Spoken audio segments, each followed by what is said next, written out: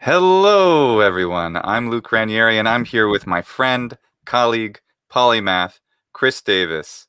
How are you Hey, doing, Chris? I am doing well on this Saturday morning.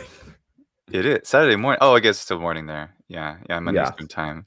Sweet. Yeah. So this is the polymathy podcast. I'd done one of these as a live stream in front of a cactus, which was fun, where I just talked for 2 hours in front of a cactus about how do I resolve these things. And I just looking back and I'm like, wow, people must think I'm utterly ridiculous for spending hours contemplating but if I speak Latin from a first century BC pronunciation, how can I possibly make that concord in my brain with a It, second AD century pronunciation of ancient Greek?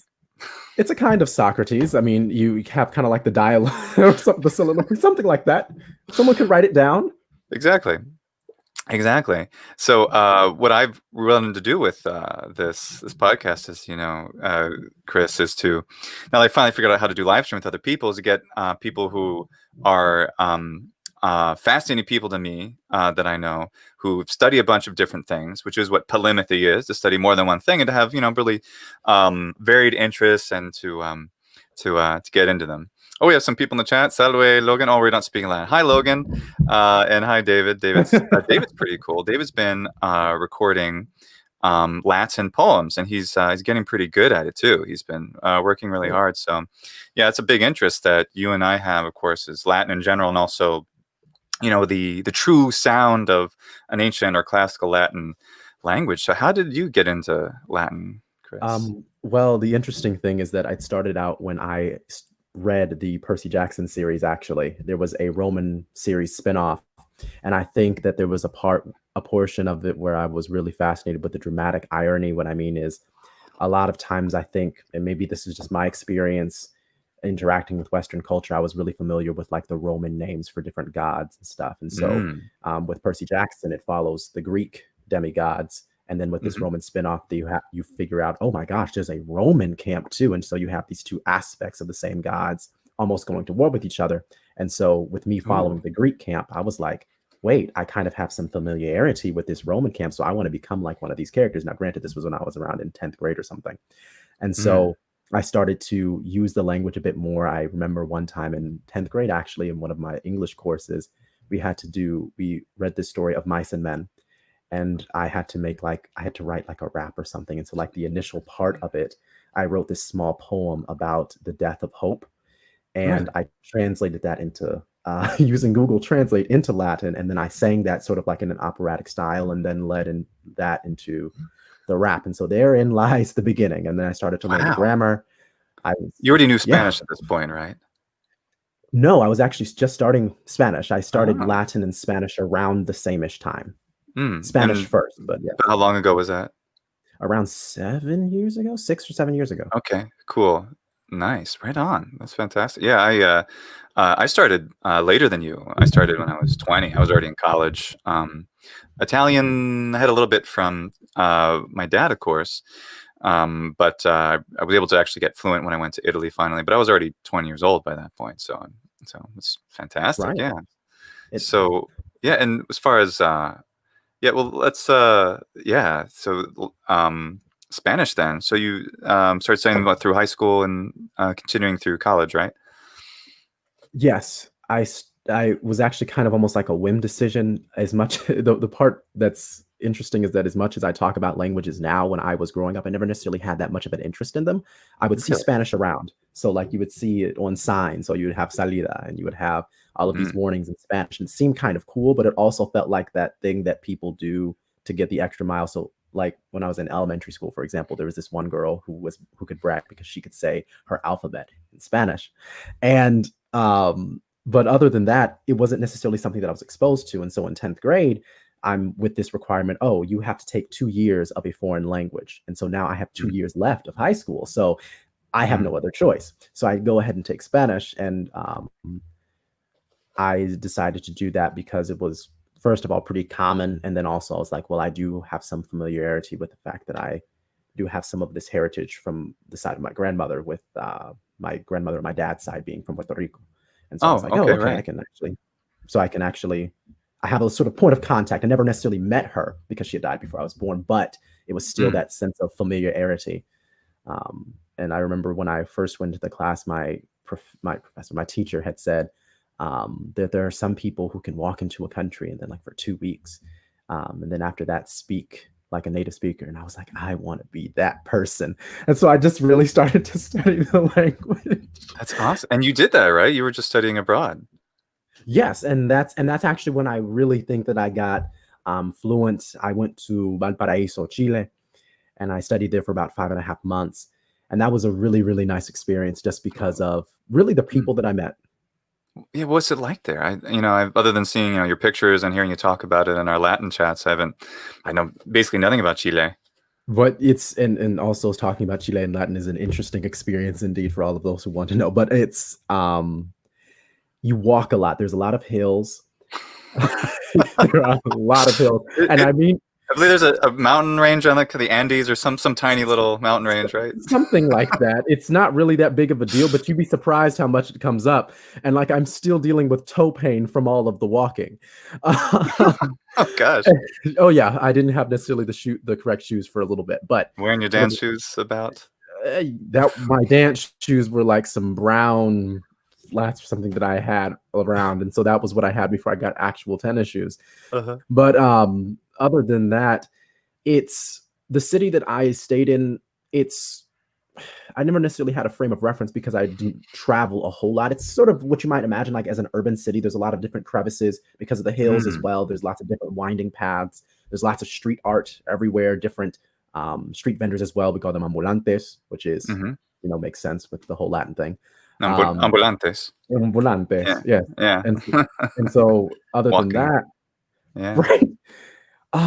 And I don't necessarily know how to describe it in any other way. It's actually one thing that I've been trying to sort of grapple with. Like, how much do I really know about Chile to be able to describe it and to say that it's really affected me? I think that it did have an effect on my Spanish, definitely, because now I speak with a Chilean accent. I use some Chilean slang, not all like of what? it, some. One is weon. Weon. It's a quote of how's that spelled? Yeah, put in the chat there. Yeah, definitely. Put in the public chat. Definitely. It's a contracted form of huevón, which it kind of just means guy. It's spelled, let me see, I can actually find the chat, the option to yeah, you have, then disregard. Tell me how to spell it. WEON. EON. But is there an accent mark on the O? Yes, and then you have it actually has it's somewhat, I guess you could say, almost like a curse word, but not really. You have weon, you have wea, which is the neuter form of it. You have weona, which is the feminine form of it. Neuter? There is a neuter form. I remember you mentioning this. Yes. There's a neuter gender grammatically in Chilean Spanish? Well, for this word in particular. And so you would use wea for a thing. You would use weon. Weon can mean a whole lot of different things. It can mean a guy if you're like just a person, like a friend, or if you're wanting to insult someone, you might call them weon. You also use a lot of animal terms like gallo and cabro for people. So cabro meaning goat. So yeah.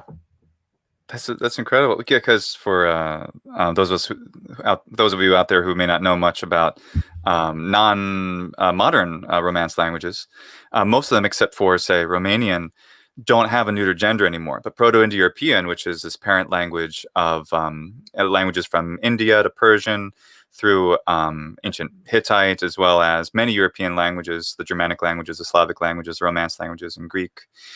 And just the Greek. That's it. No one else. It's Greek. one little group. And they all have had a neuter gender, which gender, grammatical gender. Like that's actually a fun topic. Like, why did grammatical gender come about? And my understanding of it is people's names just tended to have endings. And the first stage of Proto-Indo-European only had a common gender for animates, for humans, and then it didn't have. Then there was another neuter gender for things. A little bit, I think Finnish does something like that, but I don't remember. Logan's in the chat. Tell us about Finnish. Remind me what their use, like their pronouns for he, she is, I think, one pronoun, and then it's a non-human one in Finnish. But Logan's here, so he'll tell us. But so that's the idea, and then later there ends up developing a special set of the animate, which becomes feminine, and then the whatever was left was just called masculine, or becomes associated with masculine names later. But yeah, so the neuter gender, though, of course, ends up being so similar in Latin to the masculine gender through the late Latin period. You lose the endings, you lose the us and the u, the and the u. So everything ends up merging, all the o's. It just becomes an o sound at the end. And at that point, except for Romanian, there's no vestige left of neuter, really, except for, like, say, lo mismo in Spanish, right? There's a little bit there, Right. lo mismo instead of el mismo, it'd be lo mismo, right? For Right. something, which is cool. There's a little bit of, neuter has survived, but that's really interesting. So that this we said wea is the neuter. Did I understand you? Yes, and Interesting. that's actually something that's, and one thing that actually has been pretty interesting as well in this regard is my professor one of my Spanish professors at university has been talking about, and it's not necessarily new, I'm just bringing it up because since we're on the topic, about how even in Spanish now there's a tendency now towards more inclusive language. So sometimes you might put an X, an X instead of the ending, or what is now happening is you'll replace it with an E. So that's sort of imitating things like with grandis for us in Latin, and the plural would be grandes. And so you would use that e sound instead of the o or a. Like basically a third declension ending. That's interesting, because Yes. that's how Proto-Indo-European was. The third declension is in a way. I mean, I don't know enough about Proto-Indo-European just to make such a clear comment, but I mean, like because it depends on which stage of Proto-Indo-European, but you can, because third declension adjectives and nouns in Latin, and you see them as well in Spanish, French, Italian, and so forth. They end in like a nte, for example, like cantante, which is a word in Romance, right? And there's no distinction of gender. It's interesting that it's sort of, you see the language reverting back that way, a desire not to distinguish them between masculine and feminine. Yeah. There's actually a question. Go ahead. Go ahead. Oh, a question? Sure. What? No, a question for you about so language change. So like there's a distinction between descriptivism and prescriptivism, right? So like a prescriptivist, and so I'm been a teacher for years, and languages in particular, and I always think about this is the standard thing, right? So if it's something that deviates from that, okay, well it's not standard, maybe it's not, maybe it's wrong, or maybe it's just not standard. Whereas a more linguistic point of view is to say, okay, they're just describing the language how it is, and that's if people are communicating them that way, then that is okay. And when it's just sort of a complicated philosophical thing, right? Because we can say, standard Spanish is the way it is, but then these changes are being added to it, and who are adding them? Is that, do we accept certain forms of deviations from whatever language?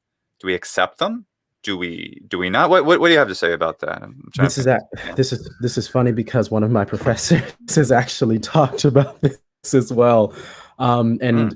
He's a cultural anthropologist, and he was talking about how at any stage in the language there are things that are going to be considered incorrect and correct, but they will change over time. So I think it's almost a little bit of both, even though that's a very cop-out answer. I think that what will happen at any particular stage is that it will change. There will be deviation, but because of how we interact with the deviation at any given point in time, that will sort of set the trajectory of what kinds we actually are willing to accept. So it's an iterative process. It's not necessarily one or the other, and that's actually one of the biggest things that sort of makes me not insecure, but concerned about my Spanish sometimes. And you can bleed over into Latin, because what I'll do is I'll try and sneak in some vulgarisms, because one thing that fascinates me about Latin is if I'm using it in a modern context, how to use slang, basically. So I'll look up different terms and I'll try to approximate it the best that I can in as natural sounding ways as I can. And I'll just even sometimes experiment with myself. But as far as it goes to Spanish, there are lots of usages that I may not necessarily know, or that I just may not simply employ, because it might deviate from what I know to be correct, but I'm not the only person who does this. I have a friend who's a lawyer, actually, who's from Mexico, and she says that she does not like the Real Academia Española. And she said, Oh, and that's, tell us what that is. yes. I know it is. Maybe not everybody out there knows what it is. But that is the official institution that decides what is Spanish and what is correct Spanish, more or less. In Spain, And right? Madrid, yeah, the Royal Spanish Academy. And yes, exactly. And my friend doesn't necessarily like it because, for example, there was a particular rule about the accent placement on solo that was, I guess, omitted or said to be unnecessary. And she continues to follow it, even though the Real Academia said that it's not necessary, but she believes that it's a mistake. And so she uses what might be considered, I guess, obsolete still in her Spanish. Could you give me that example and I'll type it? Yes. So like the difference between solo and solo, it's pronounced the same way, it's just that one has an accent mark over it. And I'm like school with an accent or not. It's an orthographical convention.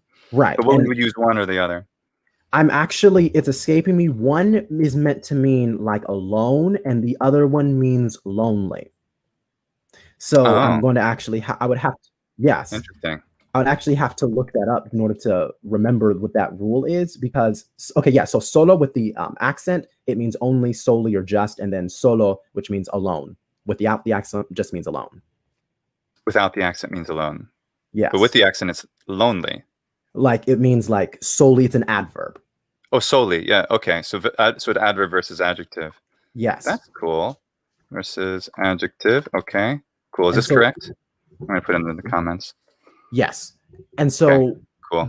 Even when it comes to you want to follow, because even this is something that even my mother, who studied German, but as I studied Spanish, it's like you want to respect the native speakers. But that's also almost looking at it in a very monolithic lens, because native speakers will jump all over the place. Some will, and all will adhere to what their rules of what correct is. Right. You know, what sounds right or doesn't sound right, because native speakers make mistakes all the time. I think, I believe Solecism, Solecismus, I don't know if I learned this from Latin grammarian, so I don't know if Solecismus is a word that is used, but it's a mistake as opposed to a barbarism. So Solecismus. Yeah, go ahead. No, it's like Solecismo. Oh. Yeah. Kismus, I can spell Latin. Solecismus, I think I spelled that right. Yeah, so like a barbarism being a mistake by a barbarus, a foreigner. These are Greek terms, right? And a solecismus being a mistake made by a native speaker. And frequently, for example, it's, I believe, still considered to be a mistake to say it's for him and I. This is a gift for him and I. You know, to my ear, it sounds completely wrong. But I know people much older than me too, who make that kind of mistake. Officers in the military, I've heard, who've been around for a while. So these are well-educated people who use that kind of hyper correction. But it's interesting, and then we could say, what about "it's me"? It's me is a instead of saying "soy yo" in Spanish, "sono yo" in Italian, "suego" in Latin, but "c'est moi" in French. So even in the Romance world, this usage of an emphatic object pronoun in a nominative position, like a subject, it's weird, huh? It is, and that it confuses me sometimes as well. Yeah. No, that's actually sometimes confuses me when I'm translating into, like, when I want to say "it's me," like especially when I came home from in Chile, and I would have to listen just to see if I could hear it, and they would say "soy yo," and I was like, oh, okay, so there's not the indefinite, like there's not like the little rhetorical dramatic pause of "it is," and then you define yourself as being what it is. But okay, it's one of those things where it's like, okay, I have to custom myself to that shift. Right. And, of course, if we, actually, I want to read what Melanie wrote. Yes. Says that, she says, yeah, it's true in Mexico, we don't usually remark the difference between solo and solo in writing. Yeah, exactly. It's very, it's interesting how these changes go. Also, David wrote that hoi polloi, think about hoi polloi, most Americans I know it to mean the opposite of what it means to me, which is correct, of course, but now their meaning is becoming standard or correct. Well, wonder how we see that. Well, hoi polloi is the many, is the people. Well, I wonder how is it, David, that Americans are using it? Chris, how do you understand the term hoi polloi? Because we both know Greek. Well, I've never actually encountered this particular term. Oh, really? I've heard it a lot in like newspapers and contexts like that. Meaning, the usage, as I understand, means it's the people. So the many, the multitude, multitudo, turma. So, oh yeah, David is saying that's like elite. Sounds like, oh, it's a hoi polloi. People are using it to mean something elitist. Like, oh, which is the opposite. It's supposed to be elitist people are saying, oh, the common people, the vulgar people, the vulgus, are, you know, somehow beneath dignity or whatever. Yeah. Well, so I find it really interesting confronting. Wait, is that Italian? I've been speaking too much Italian lately. In confronto. Wait, that doesn't sound right.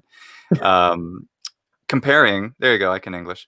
Hey, is that okay? Can I invent a verb like that? Will people be saying to English in 100 years and be like, oh, that's normal. That's not slangy at all. No, at all. None. When it comes to Latin, right? That's something that interests you, like it interests me. Finding the vox propria, the proper meaning of a term. What kind of things have you been doing with that?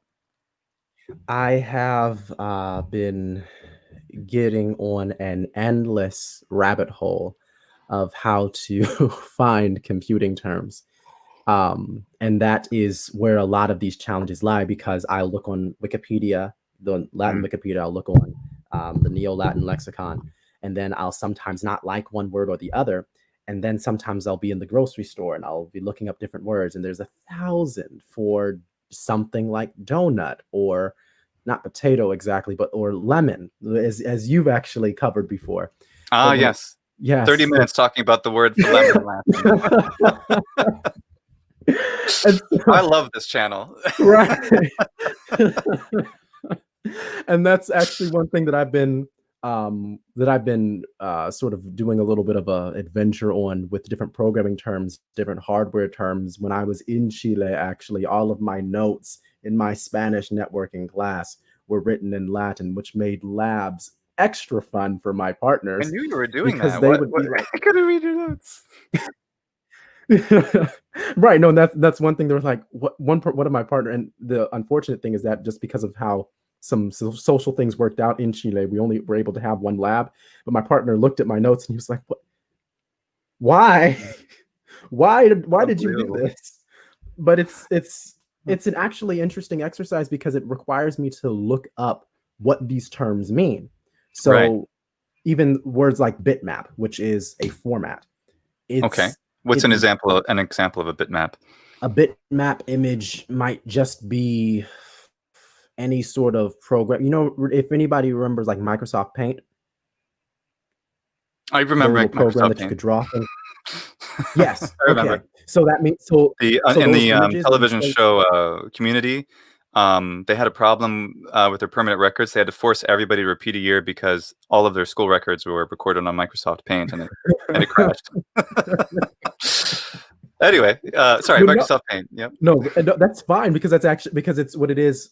If you save that image, normally it will save as a bitmap, and what a bitmap is, kind of like its name suggests, is that every bit corresponds to a color. So it is so it's like a two-dimensional map for the colors.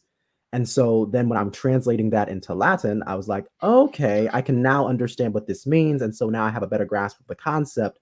That doesn't necessarily mean that as I go to translate it, that I'll pick the right words. But the exercise itself gives me a better understanding of the concept. Even words like server or firewall. Which what did you come up with? Oh, sorry. Go ahead. What firewall? No, that's fine. Even like for the word bit, I've come up with the word calculus. For the word, and calculus coming from the word calculus, there's also what is a calculus in Latin? A calculus is like a stone, a small stone that's used for reckoning, and this is actually a semantic loan from the Greek word for bit, which kind of can mean something like that. But interesting. this is actually something I found on Wikipedia, and I looked it up, and so it does seem to be valid. So then using that semantic alone, and then calculus, the thing with calculi, the calculi in Right. Latin times is that they were used for voting. So you would have a white stone for ascension and then a black stone for, disagreement. And so that actually mirrors very well the binary system. From that point, you have the word nibble, which is in between a bit and a byte. And so a I'm bit not is familiar with a that byte. A term. nibble is, yeah, neither was I. I learned this A last byte year. is 8 bits, right? Right. And a nibble is 4. That's adorable. It is. And so what I did was I was like, calculus. Calculus is actually the diminutive of another word, calx. And calx is a homonym between stone and heel. So I So took that. it is a calx. Yes. No, Cool. not yet. That's a nibble. Oh, that's a nibble. I'm sorry. Wait, let me take that off. Wait, what? So a calx is. So wait, okay. Tell me all three. I'll write them all Okay. down. So you have bit as calculus, nibble as calx, and then tarsus as byte is which Oh, that's very clever. I like that. That's fun. Yes, and a tarsus, the reason why I chose that one is because it has 7 bones, and so the number 7 in computing is 8. So that's right. That's if 7 equals 8, it makes as much sense as the Roman calendar and every other Roman counting system. That is exactly what I said. Who doesn't love the fact that we're 3 days before the Ides, and then which is okay? Like today is calendai. Hodie est calendai Augustae, right? Calendai Augustae. Yes. Right. So there were 31 days in July. I'm writing this down so I can keep track. So that means that July 29 was in Latin would be ante diem tertiam or tertium calendas Augustas, right? Oh yes. So that's what the date was. Okay. So that means July 30th. Well, that would have to be ante diem secundum. Nope. You would think so. No. We have a separate word for this. Oh no, wait, did I mess this up? Oh no, I messed this up. Darn it. No, I made it even worse mess of it because I got confused. You confused the entire chat, Luke. Oh now my they're not gonna like gosh. it anymore. Oh my god. So July 30th is ante diem tertium. So July 30th is ante diem tertium. Okay. So therefore, the last day of the month, July 30th, darn it, July 31st. July 31st, the day before the calendai, which means the first of the month, that would have to be the second day before the. But wait a minute, no, it's not. It's the day before. So you just say pridie, the day before, calendas Augustas. So that one is actually correct. And then followed by July 31st as the day before. So actually, this one should be ante diem secundam, but it's not. It's ante diem tertiam. So somewhere in there, they lost a day. So if computing language and Latin obviously have this in common. So I think that it goes together beautifully. And so this is one of the things that I would constantly engage in. It's an iterative process that can sometimes make note taking a lot longer than it needs to be, but it's something that I really do enjoy. Yeah, me too. I remember it all the time when I was in my first years getting into Latin. I'm tired of standing. I'm gonna sit down. It's just my camera a little bit. There we go. And part of a temple. That's fun. Anyway, I always liked to take notes in Latin. I found it really helpful to learn. And then of course, the thing that you're studying the most, you want to do in that language. So I was doing that all the time with geology notes I was taking in Latin. Of course, the sciences, it can help because a lot of terms are applicable. Obviously, therefore, you have an interest in computer science. So, oh yes, tell us about that. Well, that was my first love when it came to academia. I started. Really? Yes, I started really wanting to get involved in video game design, and that was when I started to get into Sonic the Hedgehog as a kid. Yes. Me too. I had a Game Gear. Oh my gosh! I had my wonderful parents. No, I'm 35. It's okay. Everybody knows. Okay, that's fine. Yes, a Game Gear was got to be at least that big, and I it was the alternate device because everybody had a Game Boy, but the Game Gear, you know, had color. You know, it was like had a little TV screen. It almost reminds me of like how Yes. archaic it must be compared to modern devices. If I saw one, it would be like seeing those things in Star Trek where, you know, it's supposed to be this fancy device, but it still has this cathode ray tube curved shape to it. It was Right. because that's what it was. It wasn't a flat screen yet. It was curved. This little That cathode ray tube thing.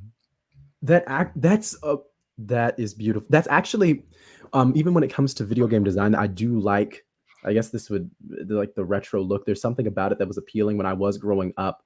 I liked the aesthetic of it. I liked all of the circuits, all of the wires. It made me feel like, you know, I was entering a new world. And so that's why even as I was growing up, things like Tron or even the kids show Cyber Chase would really, really interest me because I was You like, liked oh the my movie gosh, Tron as a kid? Tron Legacy when I saw it as as a teenager. Yes. Okay, I graduated college at that point, so I had to go back and watch the original to appreciate the new one because I wanted to go see the new one in the theater, but I should watch the original. And then I was like, oh,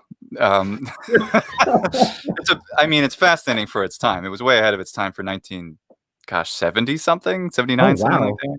It's or 81, I forget what it was, but it's like it has computer graphics in it, and it's really early computer graphics, but. Anyway, I'm sorry, Sonic the Hedgehog. No, that's fine. It's a detour to Tron is not a bad thing, but that's when I remember when I was speaking of Microsoft Paint, I would draw things and like ships or whatever, and I didn't know how to move them. Like I wanted to make it like a game, so I would select it and move it around and act like I was moving through some sort of world. My friends at recess, we would have a killer time pretending we were characters from these things. And that's how I think I started really getting involved in the process of like story creation.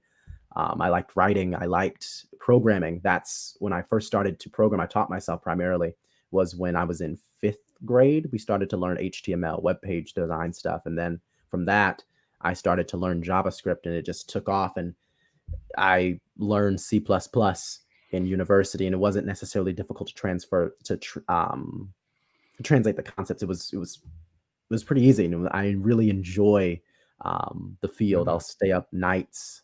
I've stayed up nights sometimes working on the same problem, trying to figure out why my computer does not love me. Why does it not want to work? And this is programming you're talking about, right? Yes. Yeah, that's something I started to learn too late, and it was unfortunately not a great situation for me trying to deal with learning programming, I'm afraid. So I admire it very much. What was I doing? Which language did you start with? Well, that's part of the problem.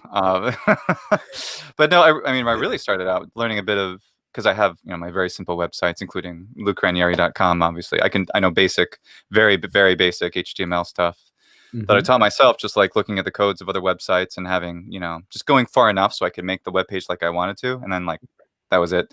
My father's website, robertranieri.com. That's probably the best looking website I've made. Of course, it has his artwork. There's one of his paintings right here, which is awesome. The others are ancient Greek temples and stuff that are just, but that one's actually his artwork. That one rather, and that website's actually looks pretty good. Like I actually figured out how to do some stuff, like CSS things, and yes. I like CSS because it's so much, you know, more flexible. But that's most of what I know how to do. Actual computer programming. Oh, what did I have a problem with? It's a problem with my hard drive or something, and I couldn't figure out what it was. This was like a month ago, and it's my my external hard drive wasn't working, and I could not get it to respond to me. But I was able to use. I found something online with some code I was able to enter on the terminal, and it just started working again. Because I had like all my video editing work saved on it, because I bought that hard drive just for that purpose. And then it stopped working like after I transferred everything into it and then deleted it off my hard drive on my computer. Oh so no! It's like, well, at least they're still on YouTube, you know. It was a good run. I did end up online. It was a good run. I can't reuse any of that stuff, but anyway. So I'm very, very limited. Just enough to get by. So, no, that's What do you want to do with it? With that experience? What I do want to do is I either want to pursue video game design or actually get involved in cybersecurity. I did an internship before my trip to Chile to actually help fund my trip. Really? I did a paid internship at a startup company here called Ooh. Forge Institute, and Ooh, it has nice. the whole goal of it is to sort of bridge the is in at least in my state, which is Arkansas, is to bridge the gap between the private sector and the public sector, because the private sector owns most of what we would consider critical infrastructure. And Mm. so, but the government, the public sector actually has most of the intelligence that is needed to help defend these assets. And so there needs to be some sort of communication between a trusted little branch. And that's sort of what this company is trying to get involved in. And it was an interesting experience. I primarily wrote blogs, but it still gave me exposure to different companies. It was like a launching pad that I could use to sort of pursue different opportunities. And so I'm grateful for the experience. That's fantastic. Cool. I really admire that. I'm interested in the field as well. What are I don't know anything about cybersecurity except what I have to do in the military to, make sure my no, just like everybody in the military, you have to, have annual training and stuff. So that's Right. And I know, about the basics of cybersecurity, how we want to compartmentalize things appropriately that are government related. You don't take paperwork and just put it on your home computer, that kind of thing. That might have. Why not?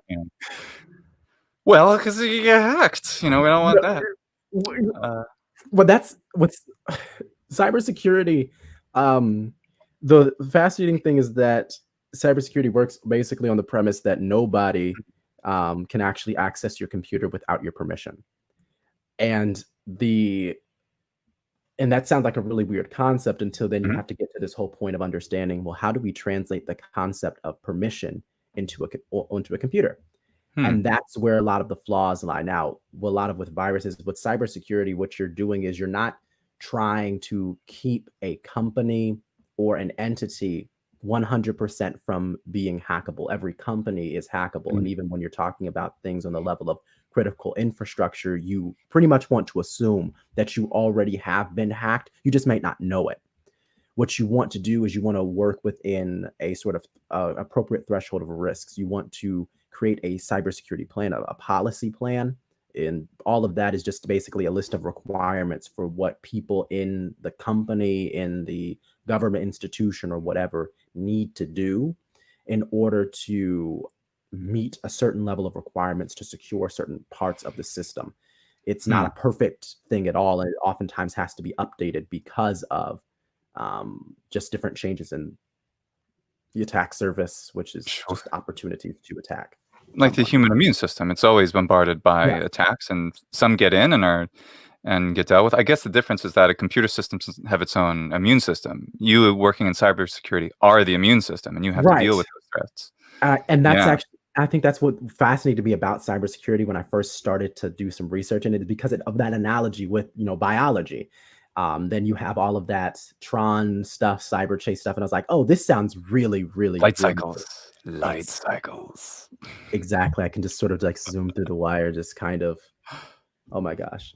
Quantum computing.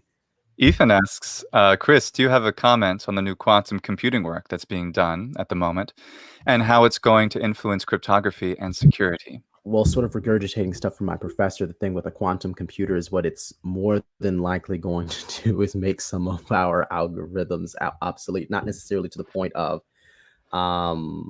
sí, and also to pause, Moisés, sí, yo puedo entenderte. I'll put that up. Hold on. Here it is. Yeah. Moisés Sánchez asks, ¿cuántos idiomas y cuáles hablan ustedes dos? ¿Puedes entenderme? Sí, claro que sí. Ser políglotas los ha ayudado en la computación. That is a really good question. So to translate for those of you who haven't learned Spanish yet, which you can really easily, I need to make a video about it, about destinos. The way to learn Spanish, was a fantastic video series. It's so cute. I do have an article about it on lucranieri.com/polymathy. But my point is that Moises says, how many languages do these two speak, or do you two speak, rather? Can you understand me? Yes, we understand you. And does it help being a polyglot dealing with information science, computer science? That's a good question. What do you think? I think also computing languages are all comparable to human speech languages. And then also to answer the other one as well with Ethan, I think that quantum computing, what it'll do is it'll make a lot of the algorithms that we have obsolete. On one hand, because they will be able to, you will be able to calculate the keys for a lot of these different crypto systems. And otherwise, but it probably won't necessarily change the methodology. We'll just have to develop stronger systems in order to basically combat the quantum computing conundrum, because that is something that did come up a lot of times. For right now, it's not as big of an issue. But then So we also have they're to more hackable. Is that correct? And I'm very naive about this. no, it's like there are different with a cryptographic key, which you're basically what it basically is just it's like a more or less like a password that's generated by the computer. And there are different ways of acquiring these different passwords, and one of them is by calculating them. But the problem is that what complicates this is not all malware necessarily relies on hacking the keys. And then also when you talk about quantum computing, you're probably talking about nation state levels stuff that's going to be able to have access to this stuff first. And so they're not going to necessarily hack everybody, but have specific targets. But even then, still probably operating under different political rules that govern foreign international affairs, foreign affairs. So it's not going to be as simple as quantum computing will lead to the end of the world, because there's just a lot. Because with cybersecurity, the thing about it is that, but no, cybersecurity isn't just about the computer itself. It's about how people use them. So like, even if you talk about, and this, I only bring this up because it was an example that was used in my class. If you talk about voting machines, you can't hack a voting machine. Those are probably some of the most secure systems that we have in our world. What you do is you attack the way that data is transferred, because that's where the weakness might lie. Or you attack a weaker system that is sort of like a stop on the way of that data getting to where it needs to go. And that's what sometimes people don't necessarily recognize, that it's a lot about their own usage of a system. Phishing attacks, for example, they take advantage of someone's, almost like suspension of disbelief. So if someone believes that the email sounds reasonable or sounds like something they want, they will open the link, and that's when their system becomes an entry point. But otherwise, as far as like being a polyglot, does it help with cybersecurity? I think that it can, depending on the context. In the immediate sense, I want to say no, just because a lot of computing terms revolve around English. There are certain computing terms in Spanish. There are vox proprii in Spanish for computing terms. So like, if I'm not mistaken, a switch is properly in Spanish might be switch or might be server. It probably is router. That's what I think it is. Router. Right. It's properly direccionador. But normally, what I would hear, at least in Chile, is just router. And so, a lot of times it doesn't necessarily make the biggest impact. But I think that where it does come into play is with that trust building factor, because because of going back to the idea with cybersecurity, or with computer science in general, or any field, one of the biggest, and you're welcome, Ethan, no problem at all. And one of the biggest things when it comes to collaborating, especially with an international world, is you want to be able to build trust. In cybersecurity, you want to have that level of trust. And so language can be an avenue by which you can do that, by speaking someone's native language. It's not to say that you're depending on the depth of the relationship, especially, you can actually really gain that person's trust, and you can sort of create a useful tie that can become an asset unto itself. So, yeah. And that's responding to what Moises was asking about. Does it help to know foreign languages computation? So you're saying from but if you have a business that ends up being international, knowing more than one language is helpful, because even if you don't know the language fluently, you speak a few words of it, you demonstrate to the person that you know the language, as because Moises, he wanted to, because of course we're both American, and Americans don't tend to know a lot of other languages. So this was a nice little pleasant surprise for Moises, that we both can read Spanish. We can answer his question, and therefore Moises, hi man, it's like, it builds this instant rapport. It's kind of like you meet somebody who's seen every episode of Star Trek. Like, well, I mean, we're buddies forever. You know, we're in. Right. That's right. Yeah, that kind of thing where we like the same Disney movies or whatever, you know, whatever it is. We're, you know, Manchester United or whatever, La Viola Firenze, you know, whatever thing it is. That's Exactly. yeah. It's a kind of instant. It's a shorthand way of communicating, because communication is so much about actually building rapport with people. And if people are truly from alien societies with almost nothing in common, then you have to take, you know, long time to do that. I think cinematic examples would be something like Dances with Wolves, right, where you have these cultures that are combined, and then eventually the people learn enough about each other to actually form a close connection. And there's many other connections, of course. Avatar, which is a other version of that story being told, shall I say? Yes. Which is interesting. But otherwise, as far as being knowing more than one human language, spoken language, hasn't been. It's because the computer languages don't operate the same way as spoken languages. So there's no necessary crossover there. You're saying, right? Other than Right. clearly, And you're, that's you know, and that's yeah. why.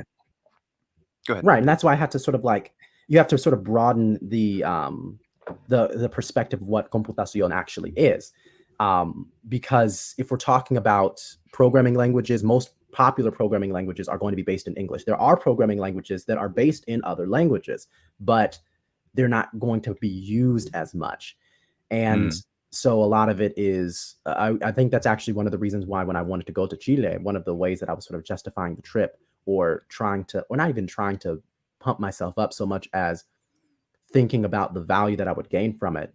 The utility of the trip would be, I would be learning Spanish precisely to help me with, you know, computación, to help me with computer science, to actually understand, well, what is computer science in Spanish? But it really wasn't all that inaccessible. The Spanish wasn't a barrier. What it was more of, what I found myself using Spanish mostly for, was to connect with people, making friends. And that's where a lot of dear memories come into play with. Yeah, being able to express ourselves. And remind me after we answer this one to mention it. So, hallo Marvin, wenn Sie Deutsch können, dann sollte das die schwerste Sprache sein, denke ich, he says. So, when you can speak German, then you should be able to do the hardest language, he thinks. and I'm like, Deutsch ist leicht, es gefällt mir. Wir haben auch Logan in dem Chat, im Chat, und auch Deutsch sprechen. Deutsch sprechen kann. Wow, my German's terrible. So German is a lovely and not too terribly difficult language if you get good teachers, which I had. I've barely spoken it for years though. And Moises and also Marvin asked, how many languages do we speak? Well, how many do you speak? Or I mean, and that's you know, like, how many languages do you speak? You studied, of course, a lot, but start with your best ones and then work your way down. Go down. I guess. All right, then. So my best one is so far is going to be English. The next would be Spanish. It's a tie between Portuguese and Latin. And then from that point, we would have sign language, which is a language I was exposed to as when I was really, really little, but I didn't necessarily practice it a whole lot.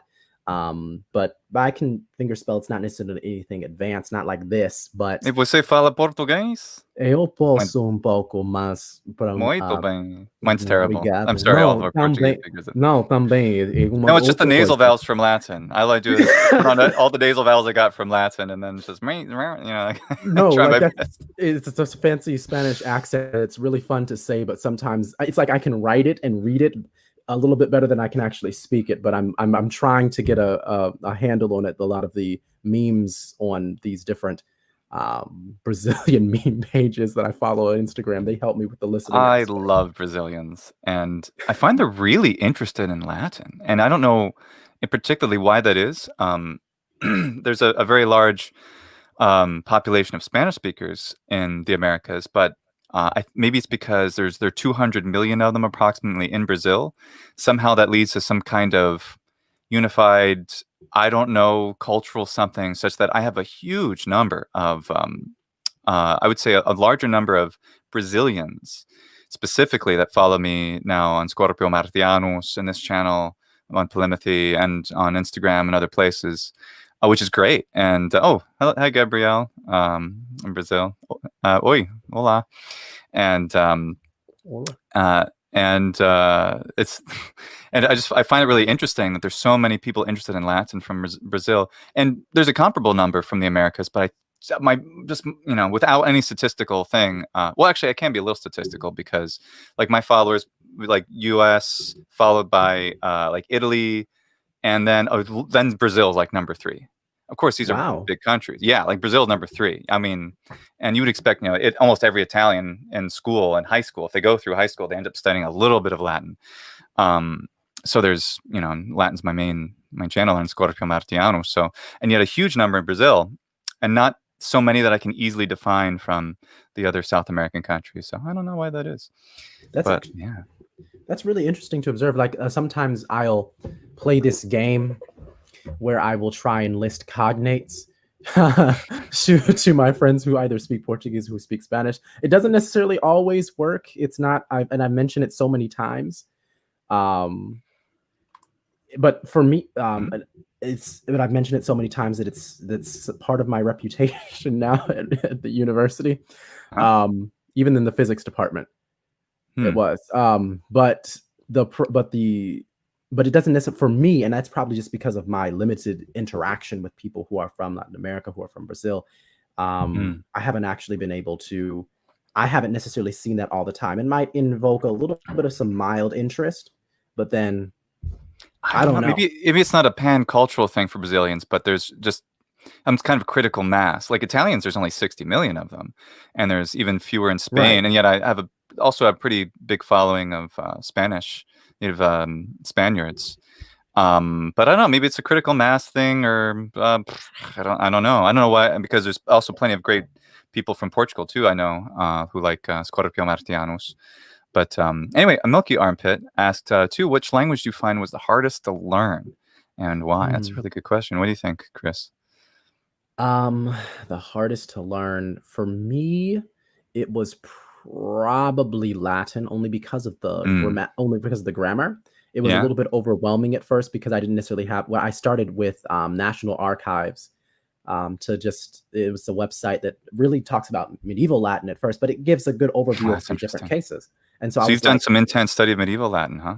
Not intense, but I was just trying to get a sense of, well, what did the Romans, because I don't want to speak how but that was like my early years of. You didn't want to speak like the Romans. You wanted to speak something later. No, I wanted to speak like the Romans. And like the Romans. And so like when they were talking about, but go ahead, continue. Sorry. No, like when they were saying that in medieval Latin they didn't necessarily use cases as much as like, I don't want easy. I want the real raw language. And so is that a country song? Is that Zach Brown man? Who said, I don't want easy? Like this, I want crazy. Is it anyway? One of my favorite a cappella groups sings it. So wow. Which group?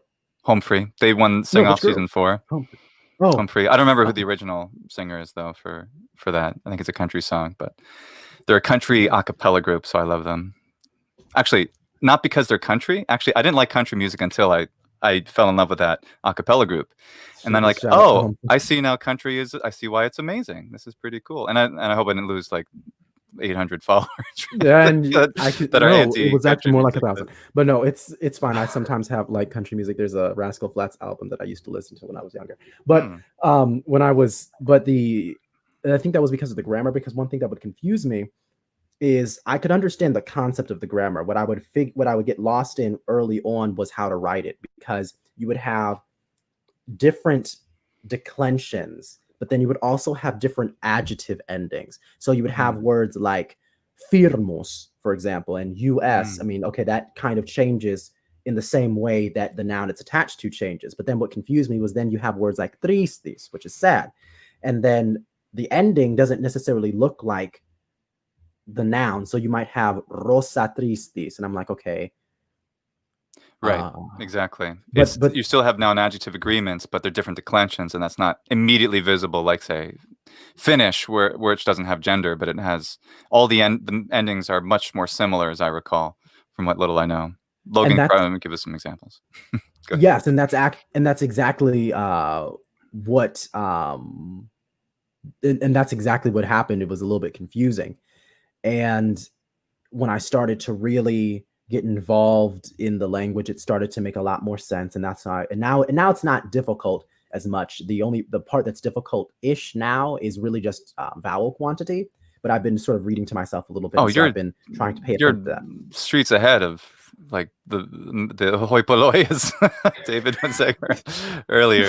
Yeah, I mean that's something obviously I constantly, endlessly, Eandem, cantilēnam, cano. I'm always singing the same song, which is the Latin idiom for being a broken record. I'm like constantly talking about vowel. And just like I like Khrushchev's shoe banging on the podium, said long vowels, just endlessly annoying people about these are important. We need to learn, But I mean, practically speaking, once people have already learned a language in a certain way, to change the way that they do it, if they don't have sufficient motivation to do so, I totally understand. So I hope I don't come off as abrasive as I probably appear, or so people have accused me of being, because I just love everybody who's speaking Latin, period. And if you're doing the vowel length thing, then I do love you a little bit more. But you're fantastic at it, is my point, and you're incorporating it into the songs you're translating and writing, and it's fantastic. Yes, and then also, Melanie, to answer your question, what was the... Oh, wait, no, I'll put up her question. I wanted to wait till you were done your sentence before I interrupted you with Melanie's question. No problem. And Chris and Luke, why did you learn Spanish? ¿Y qué fue lo más difícil de aprender de español? What was the most difficult part about learning Spanish? Como hispanohablantes, siempre es un gusto ver que hay gente que quiera aprender este bello idioma. Estoy de acuerdo, and it Melanie. Is. It is. It's so pretty. Completamente. Well, I can't see my face. Y también in the way, Melanie. And a little bit, y también es muy útil para descargar mi frustración con cualquier cosa que yo quiero hablar. And that's what I said was, it's also very useful if I want to rant, because for anything that's like on my mind, because that's actually what happens sometimes now when we're using Spanish to rant. That's the most difficult thing, I think, for Spanish. The part that was difficult for Spanish for me was, at first it was how to trill, because at first when I started, I did not know how to trill. I sounded like a broken smoothie machine. I sounded like a broken blender. But then, and then was I also like broken smoothie machine. That sounded more fun, actually. Right. And I also didn't the D's, and sometimes the combination of L and R. I remember one time I was pronouncing this word el refresco, and I was like, how do you get the L and the R? El refresco. Well, they merge and like in Sardinian, if I remember. Yeah, I think it's Sardinian. I'm 98% sure it's Sardinian. Like il or el in Sardinian, it's er. It becomes like er. If I remember it. No, it's not that. Oh, no, I think I'm thinking of Roman dialect, actually, of Italian. Anyway, there's this eroticism, lambdacism, I think they call it, where it's an interchange of like kernel. That's actually a better example. Could say corona. Oh my god. A crown, which is corona in Latin and Spanish, Italian, and other languages. Well, it ends up going through a lambdacism stage where the ra is close enough to a la, so you get collo. And then the word for kernel in English is pronounced kernel with an R, but it's spelled with an L because of the predominant influence of Spanish culture in Europe. At the time, the English spelling was adapted to conform with the Spanish military term from coronel to colonel, but the pronunciation with the R remained, such that our modern English pronunciation of a ra ends up being the one that we still use for kernel, even though because let's spell it like it's pretty. There's kernel, which is, I believe that's correct spelling in English, though heaven help me, I'm not sure. And then as opposed to where S is coronel. Anyway, I'll put those up. Yeah, that's what I recall when I was looking up the etymologies. So that's a normal difficulty, I think, in just human speech.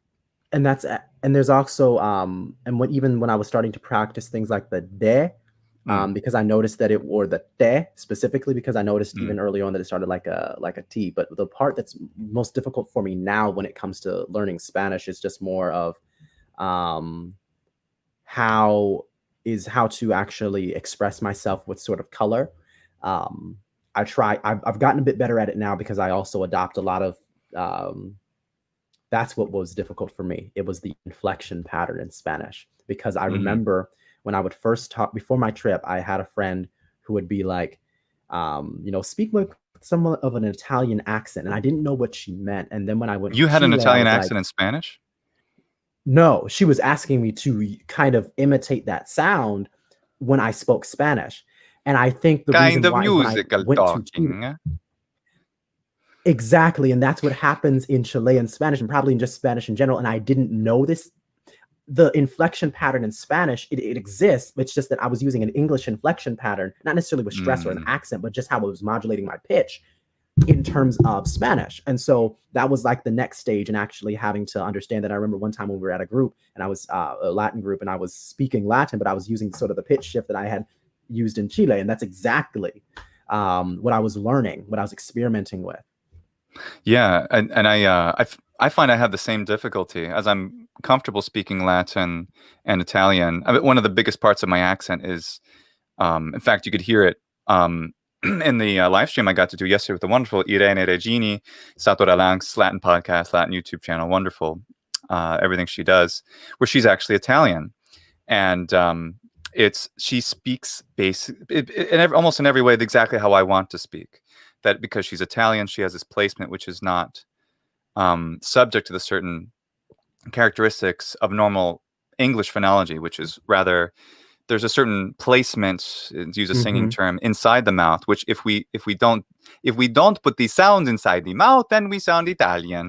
That's, to use a terrible kind of stereotypical accent, because Italian, why a lot of people in Europe during the classical music period thought that Italian's the proper language for singing opera, because the sounds are already projected forward, and if you have to sing to fill a whole theater space, then it has that kind of inherent nature of the language and of the singers to constantly put the sounds in front of their mouth like that. That really good diction is why Italian was associated with really good singing and sound. And but to be good at speaking English, to sound native, particularly with a general American accent like we speak, it has to be more inside the mouth. Otherwise, it sounds like something else. And so that's a huge part of my accent, which is funny. I noticed that when I speak, I try to speak ecclesiastical Latin. I'm part of me is comically and consciously and subconsciously imitating Italians speaking ecclesiastical pronunciation. And then I'm like, I sound better. And not because I'm saying cha and ja and sa, but because I'm thinking of Italians more, and I'm sounding, because I would be delighted if I sounded like a Spaniard speaking Latin, Spaniards are, among other Romance language speakers, Sardinians, Italians, all have a kind of authenticity to the sound of how they speak Latin, which is, those I want to imitate. Go ahead. And no, that's exactly sometimes what I'll do is when I'm talking to myself, I will actually do that. I will try it. I will imagine myself as almost like maybe a Spanish speaker, or a Romance language speaker, or an Italian. When I speak, when I use certain words, especially when I'm using slang. So or my invented slang. So when sometimes, for example, if I wanted to, I have a little cousin who was recently born. Well, not recently, it was a few years ago. And so I would speak to her in Latin at first. And so she would just kind of look at me. And it seemed like she was entertained. But as I was thinking about it, because I would say things like puelula, puelula. But I also encountered, I had an article that I read a few years ago about not a few years ago, last year. What am I talking about? There was about consonant doubling that would happen in Vulgar Latin. And so it would actually gave a little bit of a list of different terms in Latin. So that's where I encountered terms like amma for mother, or nonna for grandmother. And then you have words like piccus and miccus for small. And so I can imagine calling her mica. Right. For a small person, or poppa. Or poppa. Wow. And mico, what's the origin of mico? Is that from like mea or something? Miccus, I think that probably is maybe a corruption like micro from Greek. Because there's mica. Mica is a Latin word which Italians still use to mean hardly. The Latin version of weeks in Italian, it's mica, or especially you hear it all the time in Tuscany, mica. Mica means a sliver of something. In English, we have it as well. It means it's for mica, which is a geological mineral. Mica are like biotite and muscovite, which are shiny. Biotite is a shiny black, looks like it's plastic, and muscovite is a shiny white color, looks like a pearl color. They're really pretty, both of them, and they're actually called books and geology major. So they come in these. They're called books because when you actually get them out of a rock, it could be like usually a metamorphic rock, for example. they're these they Right. look like old style books or something with pages with leaves inside them, and they're really cool. And you can they have they're easily cleaved. They have very distinct cleavage in one plane. We can just break them apart, and they're called mica, which is Latin for a sliver of something. And also Wow. micārī, like di micārī, right? In Latin, to fight each other is the ching ching ching ching, the shining of the blades, and they also flash, right? To micārī is like to flash. Micans. Yes. The flashing of blades.